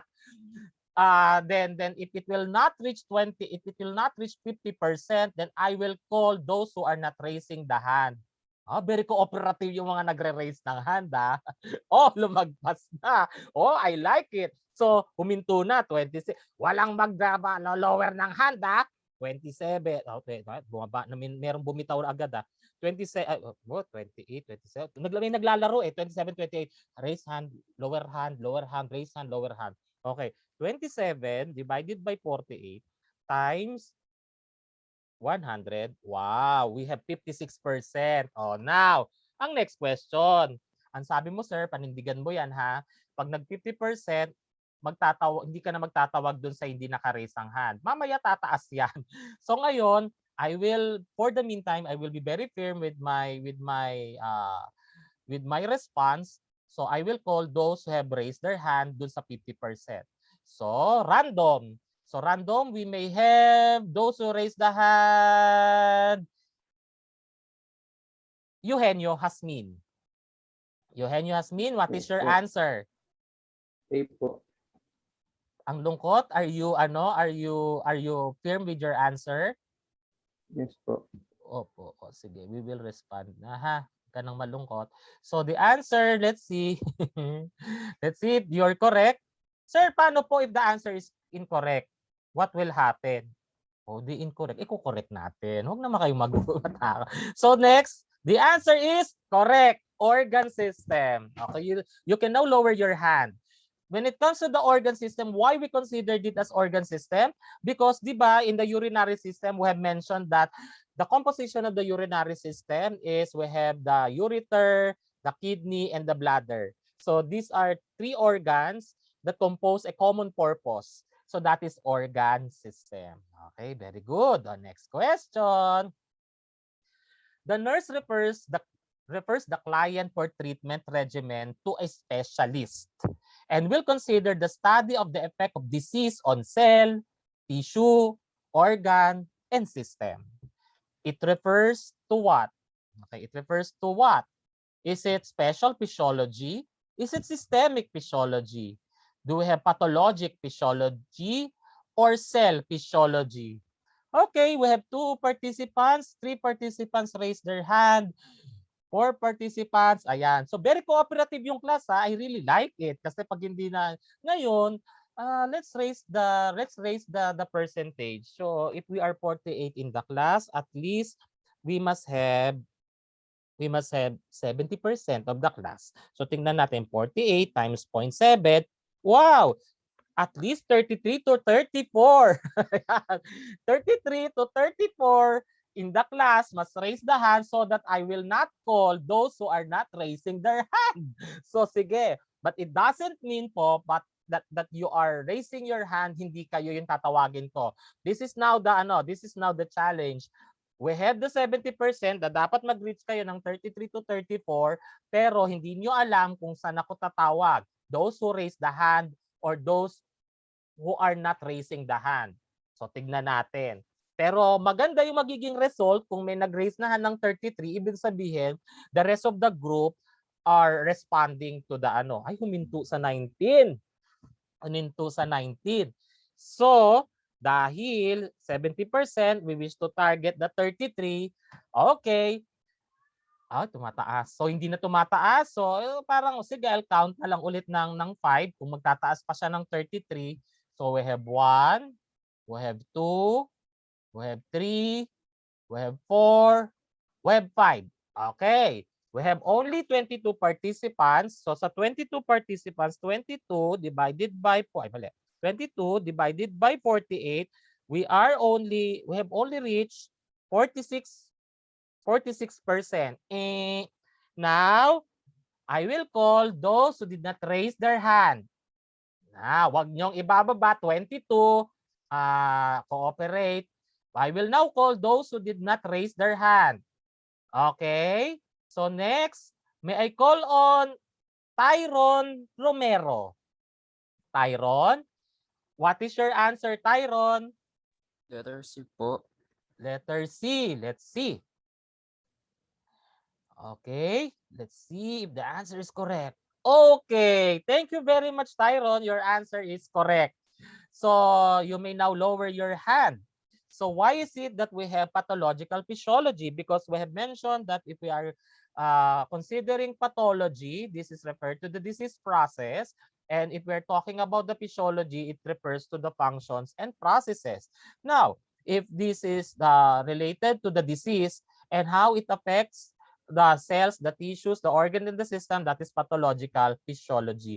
The special physiology is referring to the organ, the systemic physiology is referring to the system, and the cell physiology is in particular with the cell. So thank you very much, Tyron. You're correct. Okay, next question. You may primarily lower your hand muna. Okay. So I will stick again to 70%. Hindi. Taas ko naman. Sige, tingnan natin. 80%. 48 times 0.8. At least we reach 38. Yan, 38 of the class to raise their hand and respond. The nurse assists the client with head injury. Which of the following diagnostic examination can only diagnose damage to skull? Will it be computed tomography or CT scan? Will it be ultrasound? Will it be magnetic resonance imaging? Will it be X-ray or radiographic test? Which of the following can only be utilized as a reference for following a diagnostic examination that can only diagnose damage to skull? And the client have head injury. Remember, at least everyone must participate to intend to answer the question. We need 38 participants out of 48 for me to respond. If those who are not raising their hands will be called. Ay, ang bilis Very cooperative. 33 participants raise the hand. Okay, so we need 38. So I will count by 5. 1. We have 34 38 We have 1, 2, 3, 4, 5. Okay. We ended up with 30, may humabol pa. We ended up with 36 participants and we lack 2. So now, I will be calling those who did not raise their hand. Ngayon muna, yun muna. For those who did not raise the hand. So what is the answer? Or what is the answer? Don't lower your hand, ha. So let's see. Okay, let's have the 36. Okay, the 36 at may nalungkot. Okay, now, may I ask Clarice Ramitire. Clarice, what is your answer? Sa Ramitere po yan. Ano, what? Ramitere po. Ramitere, I'm sorry. Clarice Ramitere, I'm sorry. So what is your answer? A po. A, computed tomography. I will give you a second chance if you will be firm or you will change your answer. You will still stick with your answer or you will change your answer? Yun na po. Yun na. O sige. So let us respond. Thank you. So you may now lower your hands na po. You may now lower your hands. Now, the answer po ay X-ray or radiographic trace. So, good guess, but seemingly we need to explain why it's not letter A. Okay, now, from the question itself, our concern is only focus to diagnose the damage in the skull. Okay, now, if we are only referring to damage in the skull, for computed tomography or CT scan, it may identify the structure of the skull and tissues, surrounding tissues of the skull, such as the brain tissues. Because usually, di ba, for CT scan, pag may head injury, it may already identify kung merong damaged tissues or may bleeding. Okay, kung may dead tissues or may bleeding. Just the same as for stroke patient na meron ding head injury, pwede rin siyang ma-identify kung ang cause ng stroke of the patient is relative or related to tissue death or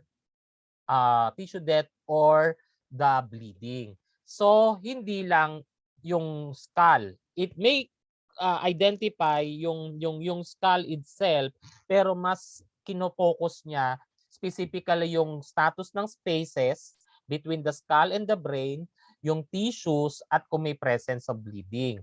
Now, usually we do not have naman ultrasound that is will cover the head. Meron man siya, but it's not the choice for diagnostic examination. Kasi di ba by ultrasound, it is usually from the term itself, sound, that may possibly facilitate po yung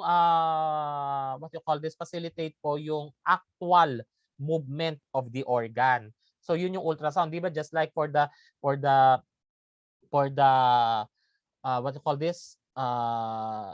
KUB or kidney ureter bladder. So yung mismong probe ng ultrasound can penetrate the function or to see the organs and can be seen to the monitor. So yun po ang ultrasound, yung actual. Okay? Pero not the clear and the inner parts of that organ.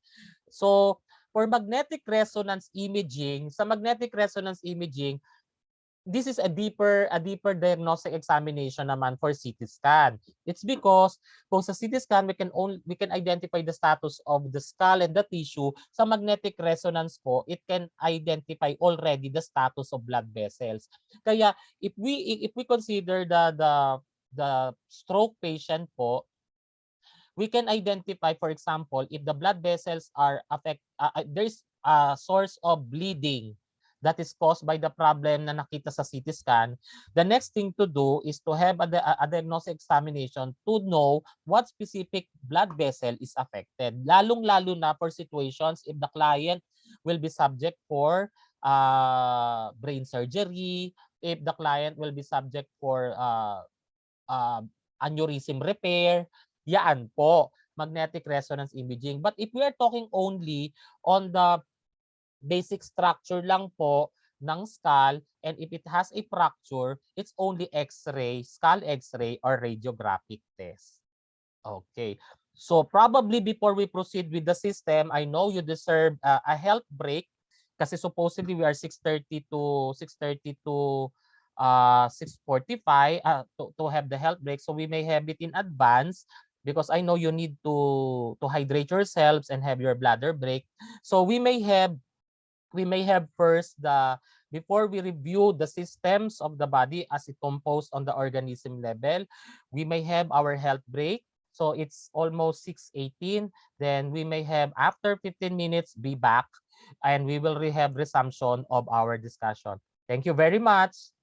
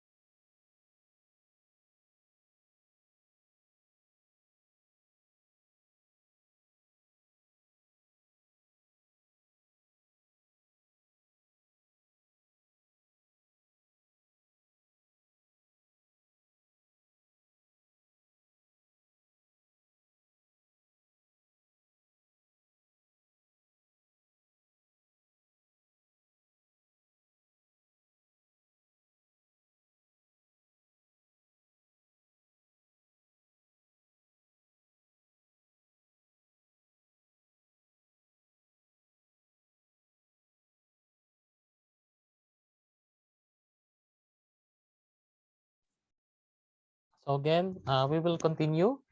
Students, are you with me na? Yes po. Okay, thank Yes you. po. Thank you so much. So, well, let us now continue our review of systems. So, I know for a fact that we need to still consider the review of systems because this is very important for us to connect with the pathophysiology. And since we have already started the foundations of the six structural and functional organization, let's have a review of the integumentary system. For example, let us connect it with the pathophysiology. Um, can anyone cite an example of a problem with the skin? Can anyone cite an example of problem with the skin or integumentary system in general? Any disorder or disease related to skin or integumentary system? Anyone? Sir, jaundice po. Okay, jaundice. Okay, let's see. Okay, when it comes to jaundice or integumentary system, actually it's not directed to the problem with integumentary.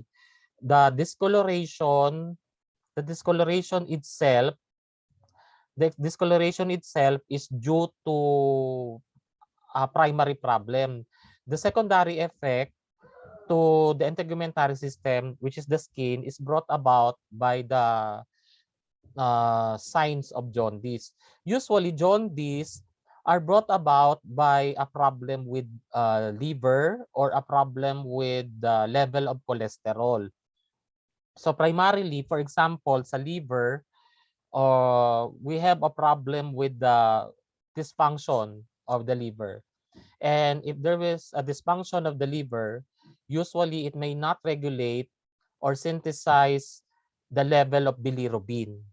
So if it may not regulate the level of bilirubin, bilirubin is very important when it comes to the synthesis of the level of cholesterol in the blood. But if there is a problem with bilirubin, there are some instances that if there are liver dysfunction, it may not regulate the normal level of bilirubin. So if it will increase the level of bilirubin in the blood, we have the hyperbilirubinemia. Okay. If there will be hyperbilirubinemia and increased level of bilirubin in the blood that will circulate, then this may cause the possibility of the shifting of the bilirubin from the intravascular inside the blood vessel, then proceed to interstitial spaces. Once it will lead to the interstitial spaces, the color of the bilirubin is almost yellow. Okay. And the bilirubin through the interstitial spaces may penetrate the layers of the skin and tissues. So that's why usually when the bilirubin level is increased, as it leads to the shifting from intravascular to interstitial, the discoloration happens in the skin. So primarily, it may be a sign. The jaundice is a sign, but not directly a problem with the skin. But the manifestation is with the skin, but primarily the affected organ is the liver. So at least we have analyzed it. So thank you so much for that response. So I think one of the response that I've seen in the chat is acne. Okay, so sige, tingnan natin ng acne. Okay, if for example, acne is already kasi the pimple that has been infected leads to acne. Kasi ano na yon, nag-cause na yon ng severe infection. So we have also other response. So we have psoriasis, we have allergies, we have atopic dermatitis, we have alopecia. Oh, very good. That's very good mga answers. So probably let's start with the acne. Okay. 'Di ba in the skin, okay, sa skin we have the what we call skin pores. Okay. 'Di ba with the skin pores, the skin also have the hair, ayan, the major organs. We have also the sweat glands. And we have considered also the nails. But primarily, we can connect the first three: the skin, the hair, and the sweat glands. Okay, now, if for example, if you are engaged into, ayan, if you are engaged into a situation of physical activities, what do we expect with the function of the sweat glands? Is it increase metabolic activity ang sweat glands or decrease ang metabolic activity ng sweat glands? Increase or decrease? Increase po. Very good. So, pag increase ang sweat glands, increase din ang secretion ng sweat. Okay? Because physical activities, strenuous physical activities, the sweat glands will be active and will release more sweat. Now, if it will release more sweat, it will pass through the skin pores. And within the skin pores, we have the hair. Okay. The hair is responsible by which it may protect the inner pores from the foreign substances, for making the for leading an inner damage to the layers of the skin. The hair follicles are also a part of the protection of the skin from external hazards and so on. Now, from the perspective that the one that is being released by the sweat glands are the waste products of metabolic activity. That's why it is being released by the body. And it passes through the skin pores. Now, if it passes through the skin pores, then it is now present on the outermost layer of the skin, which is specifically on that part. So, what is the outermost layer of the skin? Is it epidermis or dermis? Epidermis po, sir. Okay. So, it is in the epidermis. It is very important po, di ba, for individuals that once you engage into these activities with the sweat glands, sabay po dyan na pwedeng nagpa-process din po ang production of sebaceous glands. Ano naman yung pinoproduce ni sebaceous glands? Yung sebaceous glands naman, this is the one that makes our skin maintain its moisture. So the problem is, if you are engaged into the metabolic activity, sweat glands will increase, which is the metabolic waste products. Sebaceous glands also will increase. Okay? Now, if for example, the person have not been engaged into the hygienic agad practices, kasi these are waste products that must be washed out of the skin. Now, if for example, if those metabolic waste products stays in the skin, will there be a possibility that those metabolic waste products stays in the pores? Will that be possible? Yes po. Yes Okay. If that metabolic waste product stays in the pores, will it be possible that it will obstruct the skin pores? Yes po. Yes po. Okay. If it obstruct the skin pores, will it possible ba to obstruct the other metabolic waste products to be out of the skin pores? Yes po. Okay. Other than the supposedly waste products, it comes in also the supposedly release of the excess oil, which is produced by the sebaceous glands. Now, when the sebaceous gland, the release secreted by the sebaceous glands, mixed with the metabolic waste products, that may start the possibility of infection.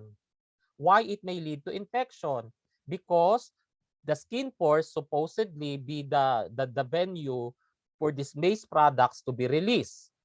Now, it may proceed to the point that it will block the skin pores, it will retain the waste products, it will attract microorganism, and the microorganism will be increased in the production as it penetrates the pores. And that's the time that the sebaceous glands and the metabolic waste products stays on that skin. And what will happen with that obstructed pores? It will cause the occlusion or protrusion of the skin na dahil obstructed siya, it will cause yung ano niya, yung retention of the metabolic waste products.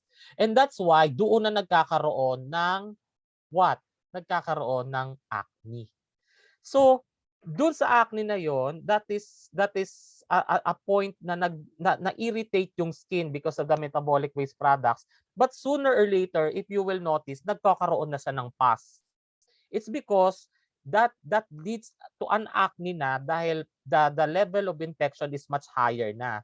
Kung yan pong pimple ay red lang and protruded with inflammatory skin pore, then that is only protruded sa skin. But if it already leads to an infection, then it becomes vesicular and it has already the pus. Kaya sometimes or most of the time that you have noticed, pag ang inaalis na whiteheads ba tawag doon? Yon, whiteheads.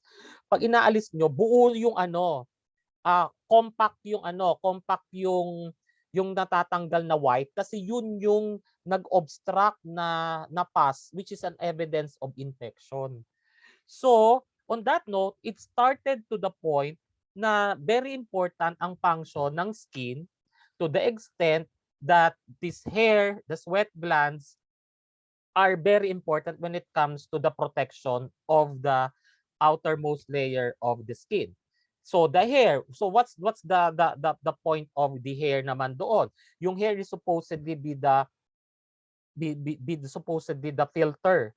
Pero it's so happen na yung supposedly na the function ng hair did not meet its expectation kasi nag-obstruct yung pores.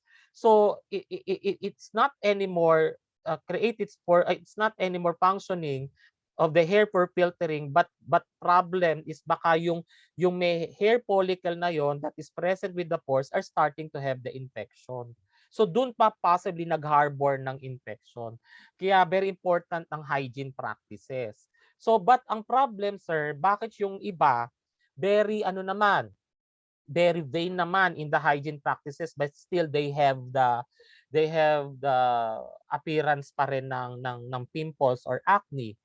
It's because naman the problem kung hygienic siya, hindi na siya because of the infection, but probably because of the metabolic response ng body natin when it comes to the production of the sweat glands or sebaceous glands rather and the sweat glands. Pero sebaceous glands moreover contributed to that. Kaya pansinin niyo when you are in the level of anxiety, pag in the level of anxiety kayo, high level of anxiety, di ba usually yan sympathetic response. Kung sympathetic response yan, ang mga glands natin hyperactive. So kung mag-hyperactive yan, expect mo sweat glands increase, sebaceous gland increase.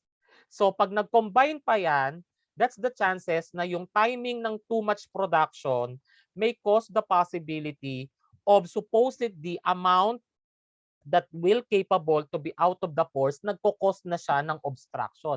And let's face it, kung ang sebaceous glands ay nagpo-produce ng fatty substances diyan, hindi ka agad-agad siya soluble that will pass through the lining of the pores, but rather sometimes nagko-cause pa siya dahil nga insoluble siya, nagko-cause pa siya ng obstruction at doon nag-i-start yung possible infection. So on that note, we connected the function of the integumentary system and with the function of the skin hair, sweat glands, and the sebaceous glands. Then it proceeds to the functions. Kaya dun sa functions natin, it protects against environmental hazards. So how do we connect it? ano yung environmental hazards? Yung environmental hazards natin is exposure to the risk of environmental risk of possible infection from dust na pwedeng mag-obstruct ng pores, from pollutants na pwedeng mag-irritate ng skin, from any hazardous substance or anything that may cause the possibility of irritation to skin. Yun na yung point na yung mga pores ninyo, once it becomes obstructed, it may not anymore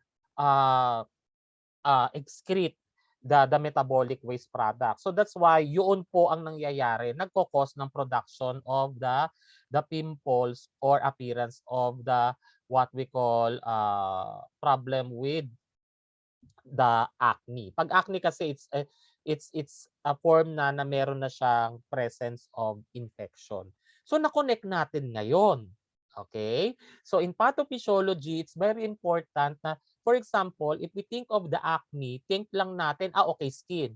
Pero we need, ito yung major organs, i-connect natin sa hair, i-connect natin dun sa sweat glands, i-connect natin sa sebaceous glands. It will give us now a deeper understanding, yun pala yun. So hindi lang nagiging superficial yung explanation natin, but we connect it with the normal functions of the hair, the sweat glands, the sebaceous glands, and the skin until it develop to a certain disease process. So na-connect natin yung normal process to a disease process, that's pathophysiology. So another is provide sensory information. Alam natin na ang skin has dermatomes. Kaya pag nagkaroon ng 'di ba, pagka may pimple, it's very painful. Kahit maliit 'yan, very painful 'yan. Even nga with the mosquito bite, nararamdaman mo na merong kumagat at kung saan yung location. It's because the dermatomes are located in the skin. It may identify pain receptors and specific location. Kaya if for example, if there's a specific infection through a form of acne, doon mo ma-identify mo kahit hindi mo nakikita, hindi mo itatouch, pero alam mo kung saan mo ma-identify yung location. It's because it may affect also yung sensory by the dermatomes located in the skin. It also considers po yung tinatawag nating regulation of body temperature. Why? Because eventually, since the skin or the integumentary system is the one that can protect you from any injury or harm, kasi di pa we could by the sense of touch, we can identify which of the following environmental hazards could be harmful to your body, specifically on the physical aspect which affects the skin. So dito we can connect the problem. So may question dito din, paano po yung sa dandruff? Paano po yung sa mga may case ng dandruff? Okay, sige. Good question. Yung sa dandruff, 'di ba sa scalp? Okay, sa scalp 'yan.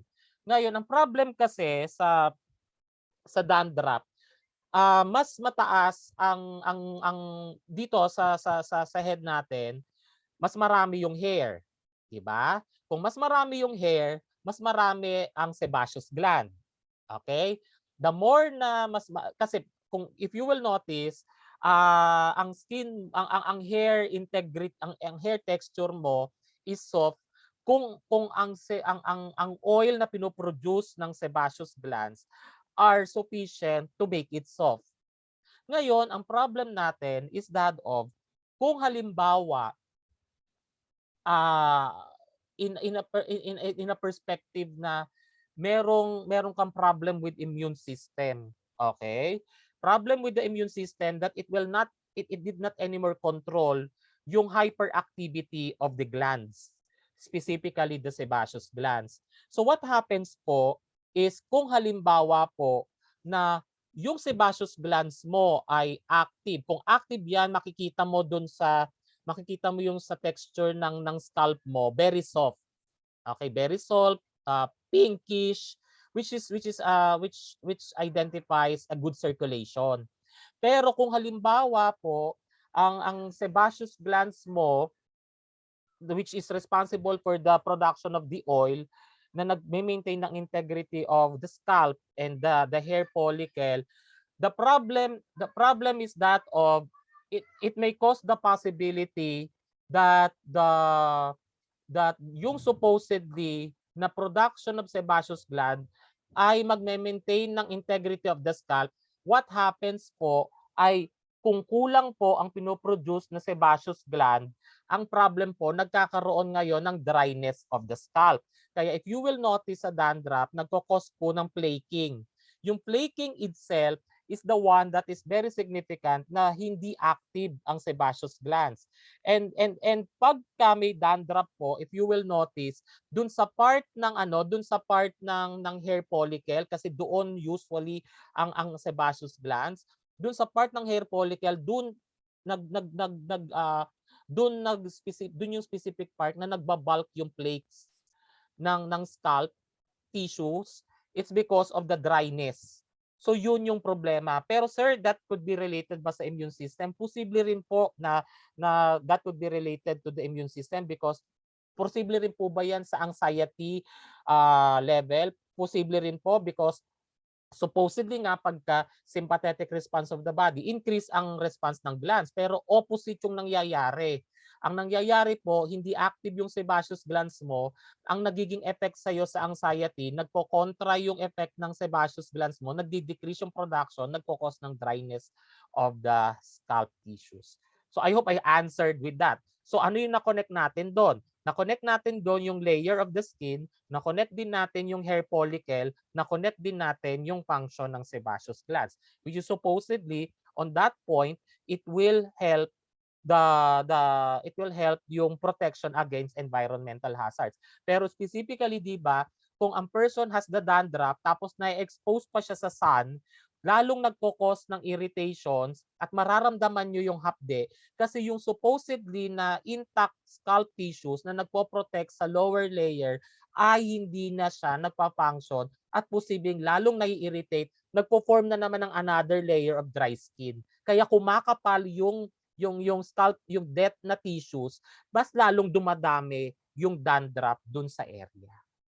Okay? So I hope I have answered the question. You will still have questions. Alopecia. O last na to para mag-move on tayo sa ibang system. Integumentary pa lang. For example, alopecia. What's the problem with alopecia? Is hair loss, right? Okay. Sa problem naman with the hair loss, usually, di ba meron tayong tinatawag na stress alopecia? Sa stress alopecia, napapansin ninyo, pag stress alopecia, hindi, yung alopecia kasi sa yung alopecia kasi sa cancer, it's because of the treatment of the chemotherapy. Pag sa chemotherapy at nagkukos ng hair loss, it's because the chemotherapeutic drugs targets supposedly only cancer cells. But it also affect yung healthy cells, and that includes the skin tissues, specifically affecting the tissues that protects the hair follicles. So what happens po, nagko-cause ng death of tissue, the integrity of the hair may not be anymore healthy to sustain na intact yung kapit ng hair. Then what happens, because of weakness, nagko-cause siya ng hair loss sa persons who have the chemotherapy. But on the stress alopecia, makikita nyo patches pag stress alopecia. It's only portion of the head appears po yung hair loss. Why? Kasi kung chemotherapy, major or all of the general skin cells are affected. Pero pag skin alopecia, kinokontrol hair is stress alopecia, yung mga healthy cells pa natin, specifically in the skin and its layer, will keep on its defense as part of the immune system para ma-protect. Pero somehow, sabi ko nga po sa inyo, when the person experiences stress, there are cells that may not be responsive to protect. So what happens is it may alter yung function ng cell for protection. Thus, because of the direct effect to the cells, yung metabolic activity niya is affected also. since kung hindi masustain ng mga tissue cells yan, may mga parts po dito na yung specific parts na yon dun nagkakaroon lang ng hair loss because probably yun yung mga cells that cannot anymore sustain its function due to the response of stress, and by sympathetic response parang it contradicts yung supposedly defense against and protection of the response. Pero yun nga po, dahil because of it affects yung specific cells and parts of the cells, dun sa part na yon that makes the integrity supposedly intact with the hair follicles, dun nagkakos ng hair loss. Question, sir, tutubo ba yun ulit? If you will notice, if the person manages the stress, bumabalik. It goes back again the growth of the cell and evenly distributed throughout the area. Okay? So much po for the skin. I hope I have shared those are the things on how you will explain, how you will define the relationship of the organ system, yung basic knowledge ninyo when it comes to explanation of the system. Okay, next po. Let us proceed with the nervous system. The major organs are the brain, the spinal cord, peripheral nerves, and the sense organs. So usually, ang function ng nervous system, as what I have mentioned sa inyo, yung stimulus response, di ba? Stimulus response because of the impulse transmission, neurotransmitters. Kaya usually if we are talking about of impulse transmission, we are also talking about coordination. Okay? If we say coordination, the synchronization and coordination that sometimes, di ba, it's in our brain yung control. So it is expected what the brain transmits, that specifically will be reflected on the mobility, for example. Kaya meron nga tayong tinatawag na mga controllable and mga uncontrollable involuntary and voluntary movement. So yung mga involuntary movement natin ay those that cannot be controlled. The heart cannot be controlled.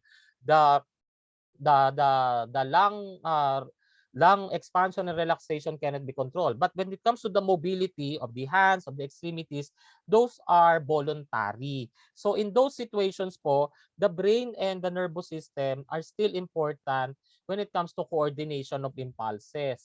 So ngayon, can you cite an example? Can you cite an example of anything that is related to nervous system? Any disease or disorder, brain or spinal cord or peripheral nerves? Bell palsy po, sir. Bell's palsy. Okay. So I'm seeing in the chat group, we have Parkinson's disease, we have aneurysm. Okay, sige. Let us connect naman yung basic understanding natin sa nervous system at saka dun sa na-mention natin sa Bell's palsy. Okay, what is the problem with Bell's palsy, if I may ask? If anyone knows. What is the Yan po ba yung ano po?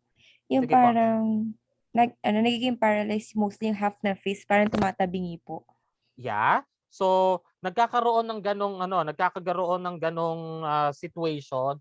But let us see ano kaya ang causes ng Bell's palsy? If anyone may know. Ano kaya ang basic understanding nyo? But your observations on the science are correct as based from the understanding of the Bell's palsy. So did anyone knows what Bell's palsy? Kasi usually ang nangyayari diyan sa Bell's palsy, there is a weakness of the facial muscles. Okay? If there's a weakness of the facial muscles, usually nagko-cause yan ng drooping. Ibig sabihin, mapapansin ninyo na because of the weakness of the facial muscles, yung muscle mo will this is a normal kung ang muscle mo is working, you can see the balance of the left and the right side. Pero usually pagka mga Bell's palsy, mapapansin niyo yung there is drooping of the eyes, sometimes yung the muscle is weak, tapos nagkakaroon din ng drooping dito sa may nag-i-increase ng sensitivity sa mata, sa mouth. So nagko-cause ng drooping. So what could be the possible problem with Bell's palsy? Usually it is either a possible infection or a possible damage of the nerve, but sometimes there are some instances na stress-related din daw. Ayan.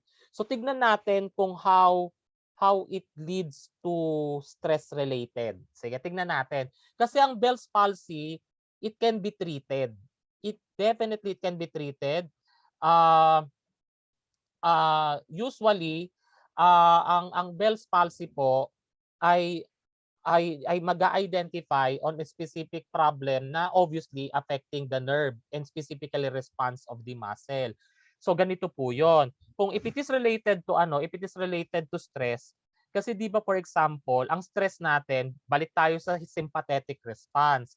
Kung sa sympathetic response po, usually 'di ba pag sympathetic response, hyperactivity.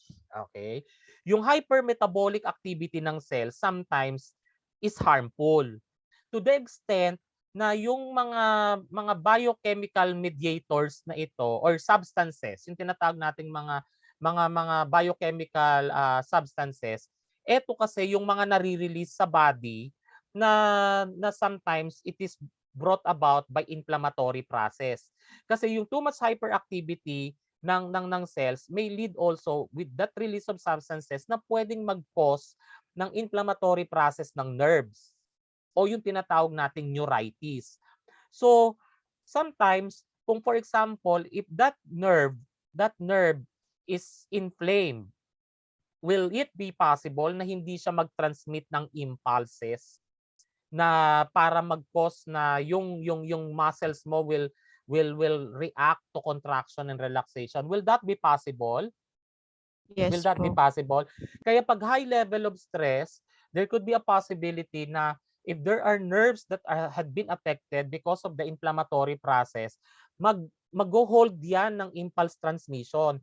Pag nag-hold yan ng impulse transmission, yung tendency na ma-delay, it may delay the transport of the impulse transmission to make the muscle contract and make it firm yung muscle. Ang nangyayari, it delays the impulse transmission, nagko-cause lalo ng more relaxation instead na mag-cause ng contraction.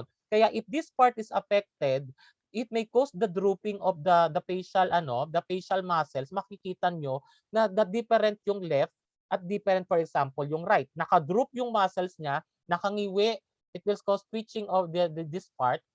Pansin ninyo, mapapansin nyo na, is because of the chances that the nerves affecting the facial muscles dito ay affected at dun yung probably na nag-start yung problem with the nerve either inflammation or posible rin na posibleng nag-cause din yan ng possible infection. Anything that may possibly affect the nerve. Sometimes, 'di ba, pag if we are experiencing stress, the immune system natin ay also decreasing.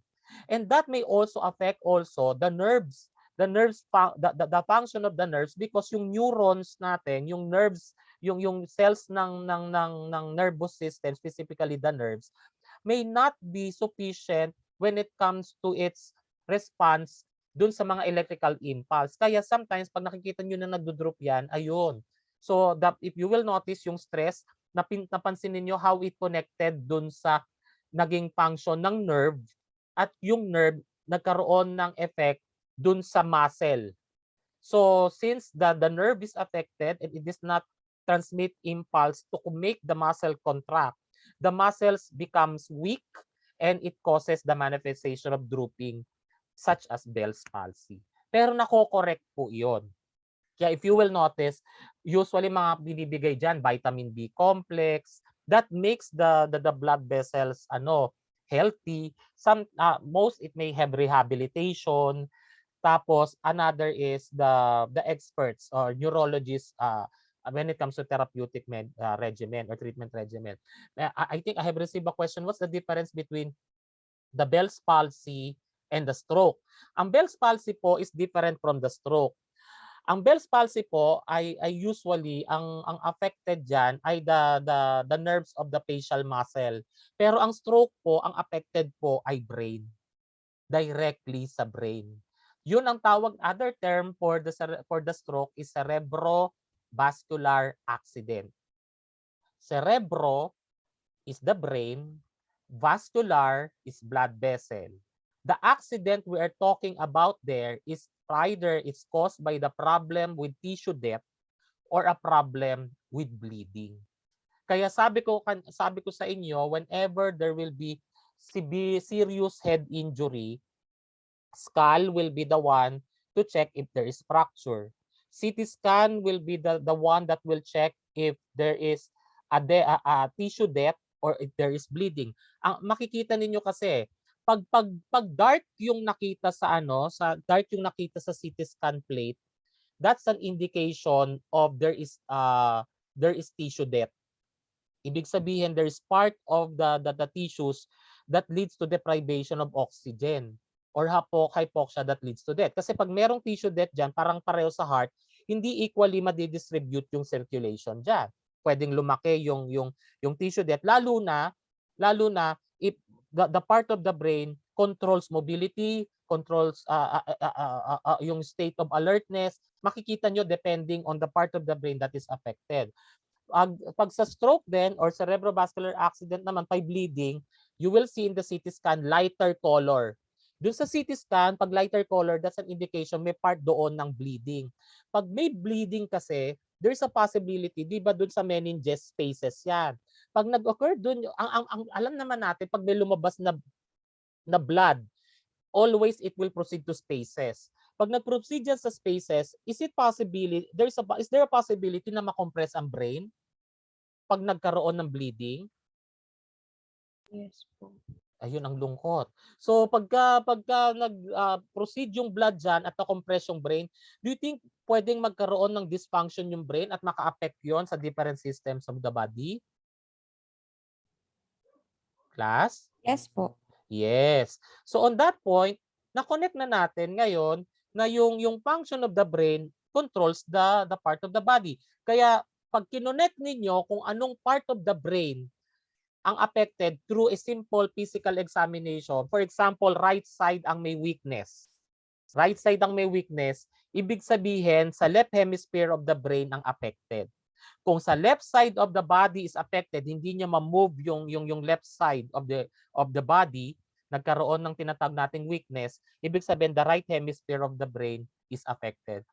That is one that you can distinguish. Kaya sometimes mapapansin din ninyo na pagka yung facial features din niya affecting mula dun sa left, di ba minsan pag stroke talaga nagngingiwi din, nag-twitching din, because affected dito left side pababa hanggang baba, and hindi niya ma-move yung lower tsaka upper extremities until the facial features. Yun naman po ay yun ang pinagkaiba niya sa Bell's palsy. Kasi sa Bell's palsy, it only affects the part of the face pero hindi affected ang extremities. Pero pag stroke, affected yung either left or right side of the body. So this is very important. So we are exploring to some cases yung disease or disorder, kino-connect na natin ngayon with normal functioning.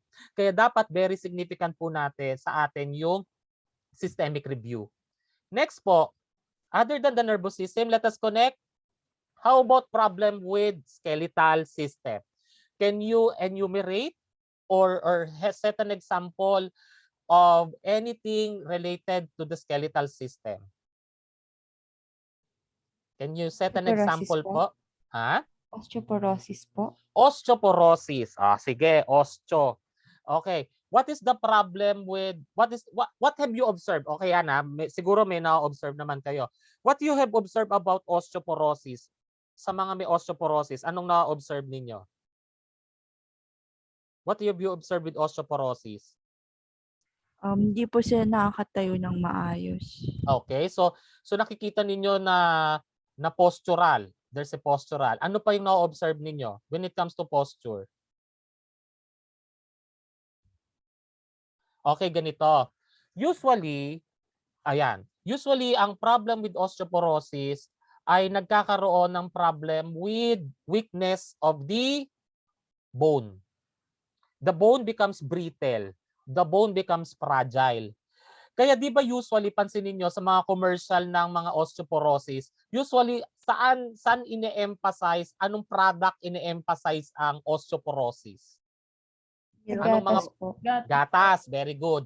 Ano pang when it comes to drugs or any supplements, saan usually ina-associate ang osteoporosis? Calcium po. Calcium, very good. So na-connect natin, di ba? So ngayon, i-connect natin ano bang kinalaman ng calcium sa skeletal system? O, tingnan nyo dun sa function. Sa function, napansin natin dyan na it stores calcium and other minerals.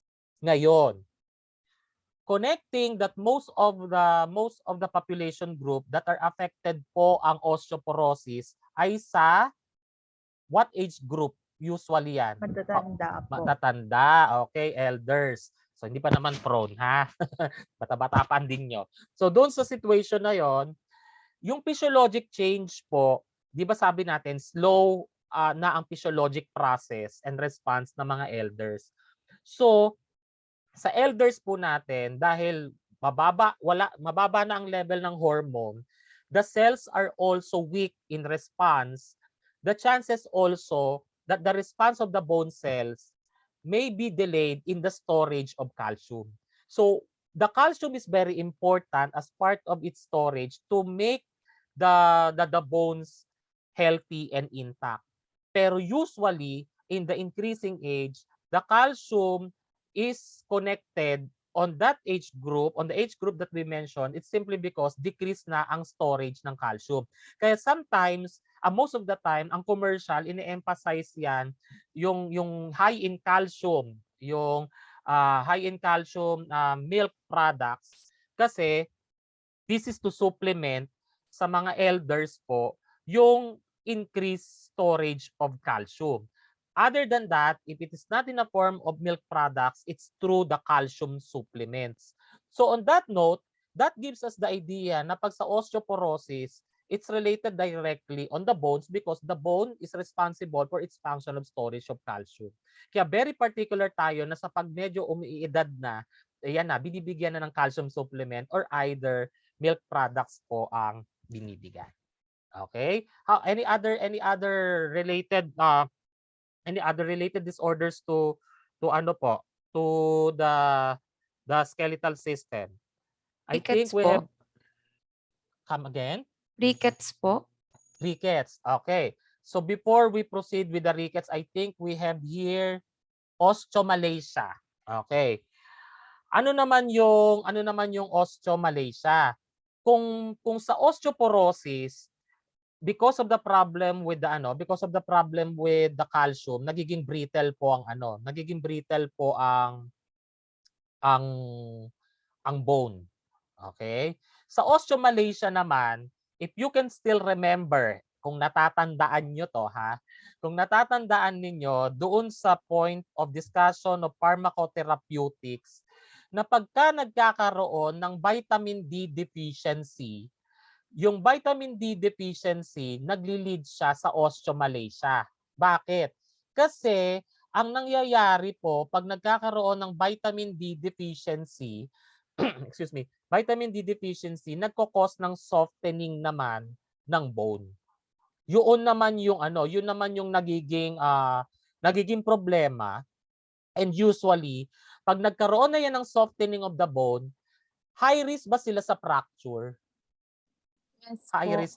Yon. So si osteomalacia ang magiging high risk sa fracture, yung sa osteoporosis, yung brittleness, high risk din sila. Pero napapansin niyo on the older population, nagche-change yung posture nila kasi nga nagiging brittle na yung bones. But iba naman si softening. Pag softening kasi, pwedeng mag-cause ng complete damage of the bone because it starts its softening dahil sa vitamin D deficiency.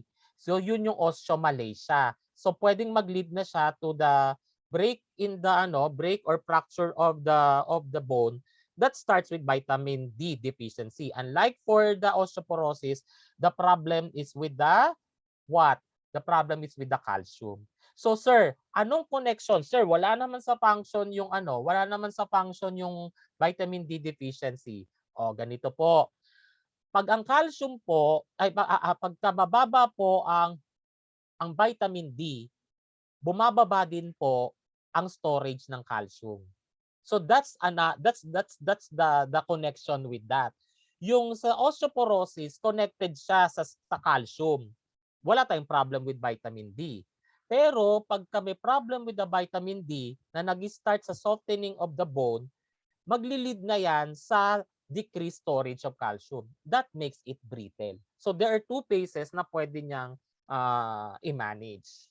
Okay? So I think we have others, may mga scoliosis pa, but probably we could entertain it later. So next po, we have endocrine system. So sa endocrine system, we are more on the production of hormones. We are more on the hormonal and the metabolic activities. Diyan usually ay connected. So secretions of important important substances of the body, yan, very important po ang tinatawag nating endocrine system. Can you give me an example? Can you give me an example of a disorder or a disease that is related to the endocrine system? So let's see. Cushing syndrome po. Cushing syndrome. What is in the Cushing syndrome? Ang Cushing syndrome po, ang affected po diyan ay ang alin? Can you guess? Anong affected diyan? Ang affected po Cortisol diyan po. ay ang what organ? Sige, I will consider. I will respond. Ang affected po diyan ay kidney and specifically glands in the kidney. Anong glands kaya? Anong glands kaya yung affected sa kidney? Anong glands kaya? Okay, I will answer. Ang ano po diyan, ang what you call this, ang affected po diyan ay adrenal glands. Okay. Ang problem po kasi, with the Cushing syndrome, usually meron po kasi tayo, ang adrenal glands po kasi ay nagpo-produce ng tinatawag nating cortisol. Okay, cortisol. Yung cortisol po ay ang function niya is to prevent further inflammation process. So parang sa gamot, yung pagka may problem tayo sa cortisol, ang pwede nating i-supplement corticosteroid. Kaya nandun si corti eh. Steroid siya. Yung pang-supplement. Pero the normal response of the body natin po, ang adrenal glands po ay ang pinaka-function niya ay nagre-release ng cortisol. So sa Cushing syndrome po, class, pag too much po yung nare-release na cortisol, harmful din siya. So ano, why it's become harmful?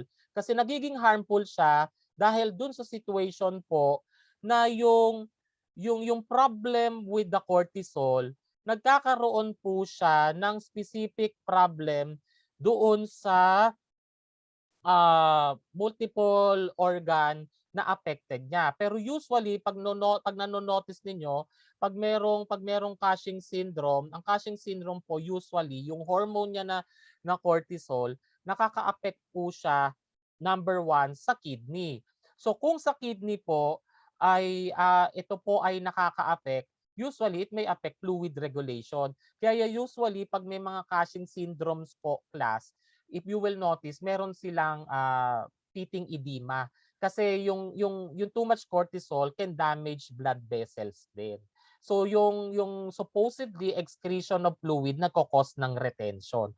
So doon natin ngayon nakikita na sa Cushing syndrome, connected siya sa adrenal glands. Ang adrenal glands nagsisecrete ng hormone. Yung hormone itself is responsible for inflammatory process. Kaso, if too much cortisol is released, hindi naman it will not meet yung function niya to inflammation, but rather it caused a damage na.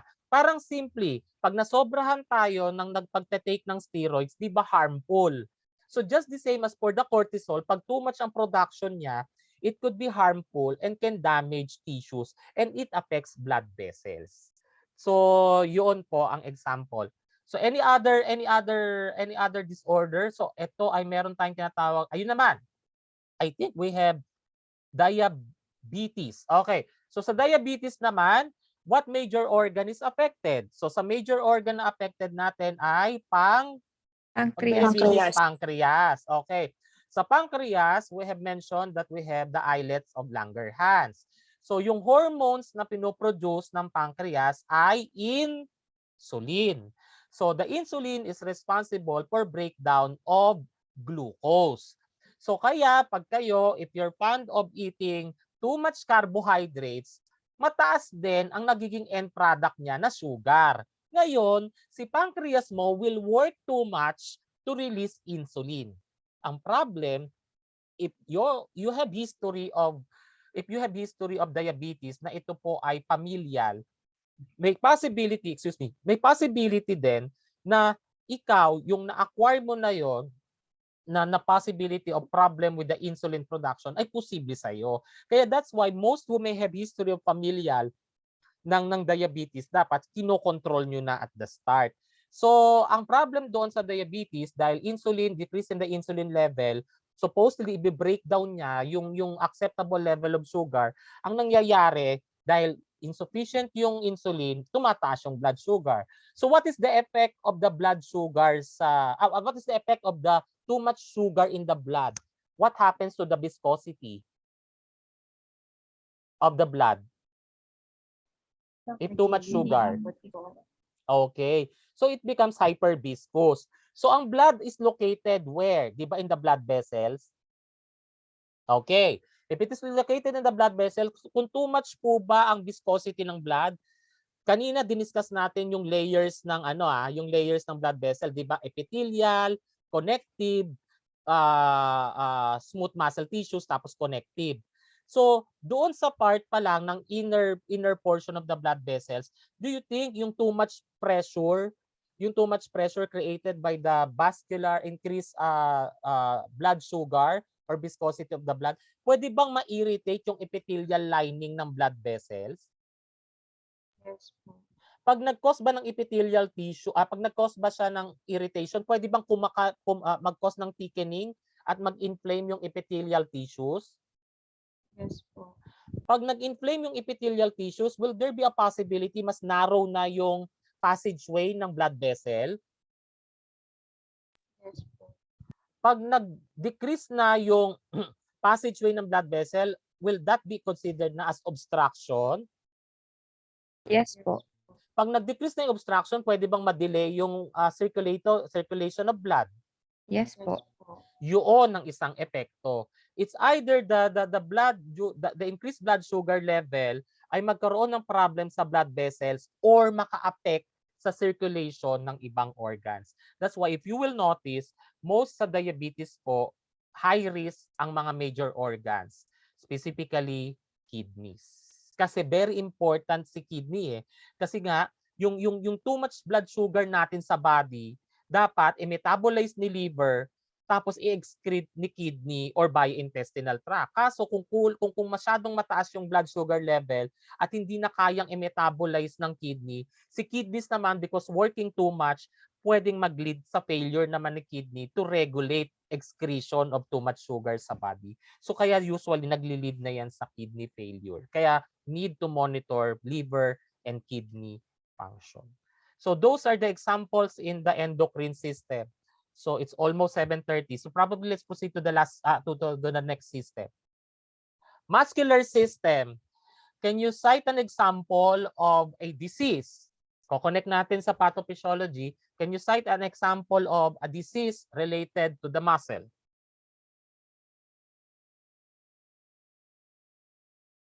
Anything? Any disease related to the muscle? Myopathy. Myopathy. Pag sinabi nating myopathy, that is pertain any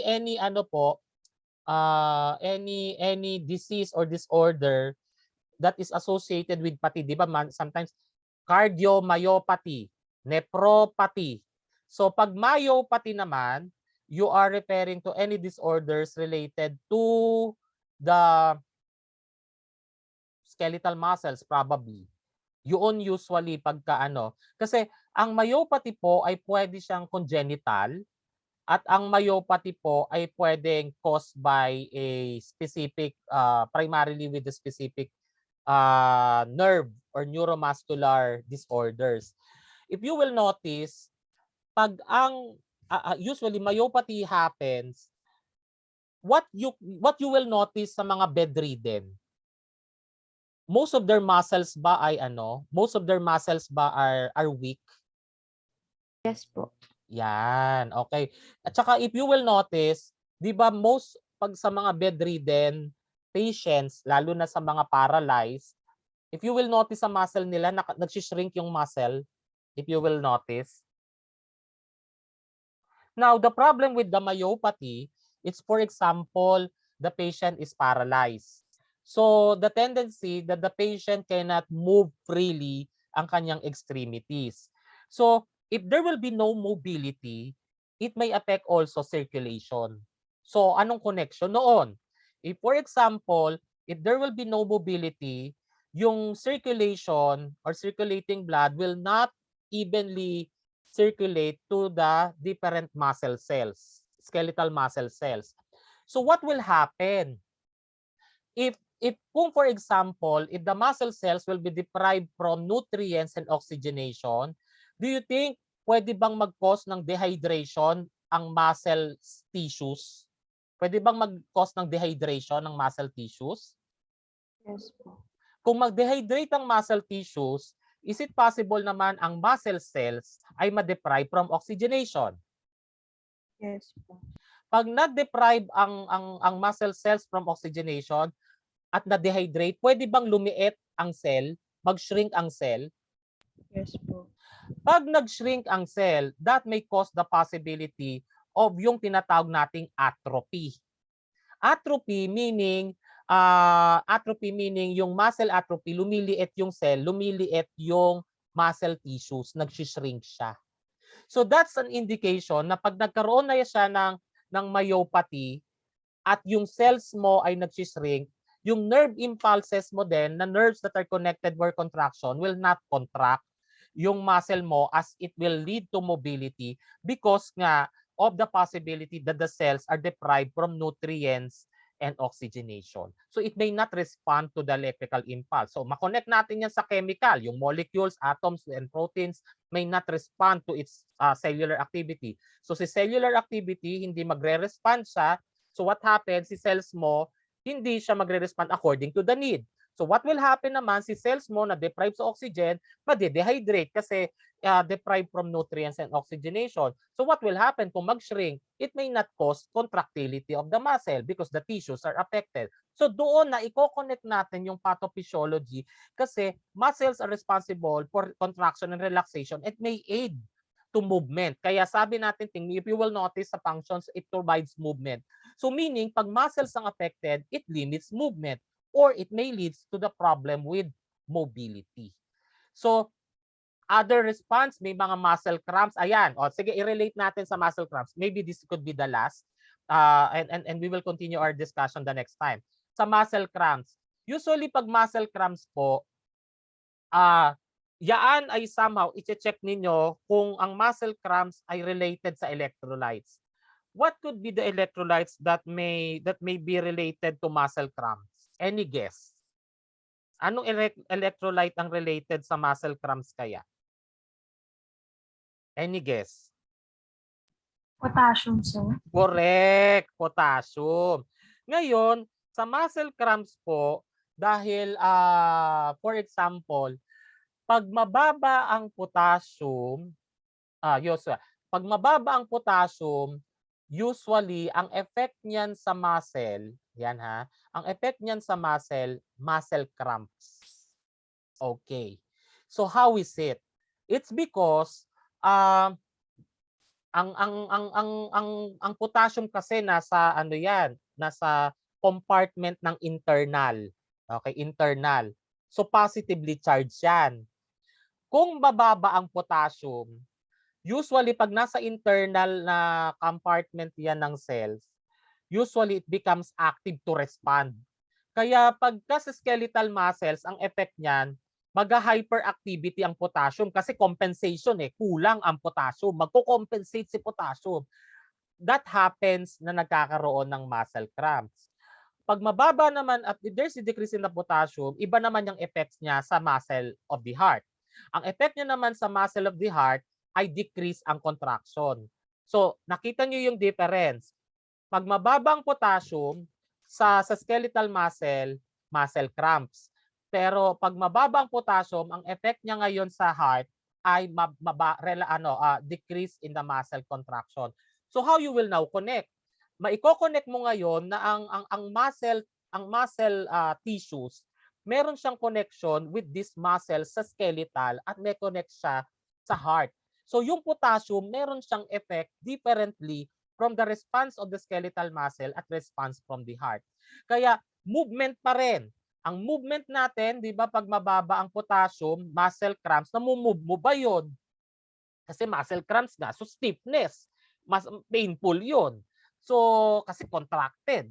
Pag sa heart naman, pag mababa ang potassium, ang effect naman niya, mababa ang heart rate. So baliktarin naman natin, if the patient has increase in the potassium level, ano naman ang effect sa skeletal muscle? Ang effect naman sa skeletal muscle ay weakness. Remember, pag ang person ay nagkakaroon ng weakness at hindi siya related sa brain function, ang i-check nyo na next ay electrolyte level. Yung talagang hindi na siya makatayo, pero conscious siya, hindi niya na ma-move yung lower extremities niya, i-check na ang potassium nun. So, on that note, ang effect naman sa heart, pag mataas naman ang potassium, increase ang heart rate and fatal yon. Class, remember, mas mataas ang potassium level, mas harmful sa heart because it will pump lang Magpa-pump lang ang heart but it will not produce cardiac output. So, na-connect natin ngayon yung electrolytes on a normal process sa effect ng skeletal muscle at saka sa muscle of the heart. So I think I may end up to this because I promised to you that even though you may not still have an access on the asynchronous 2, but the schedule that we have for 7:30 to 8:30 is asynchronous 2. But that will be submitted on a later part once you have the access na sa NEO LMS. So probably I may end up my recording here.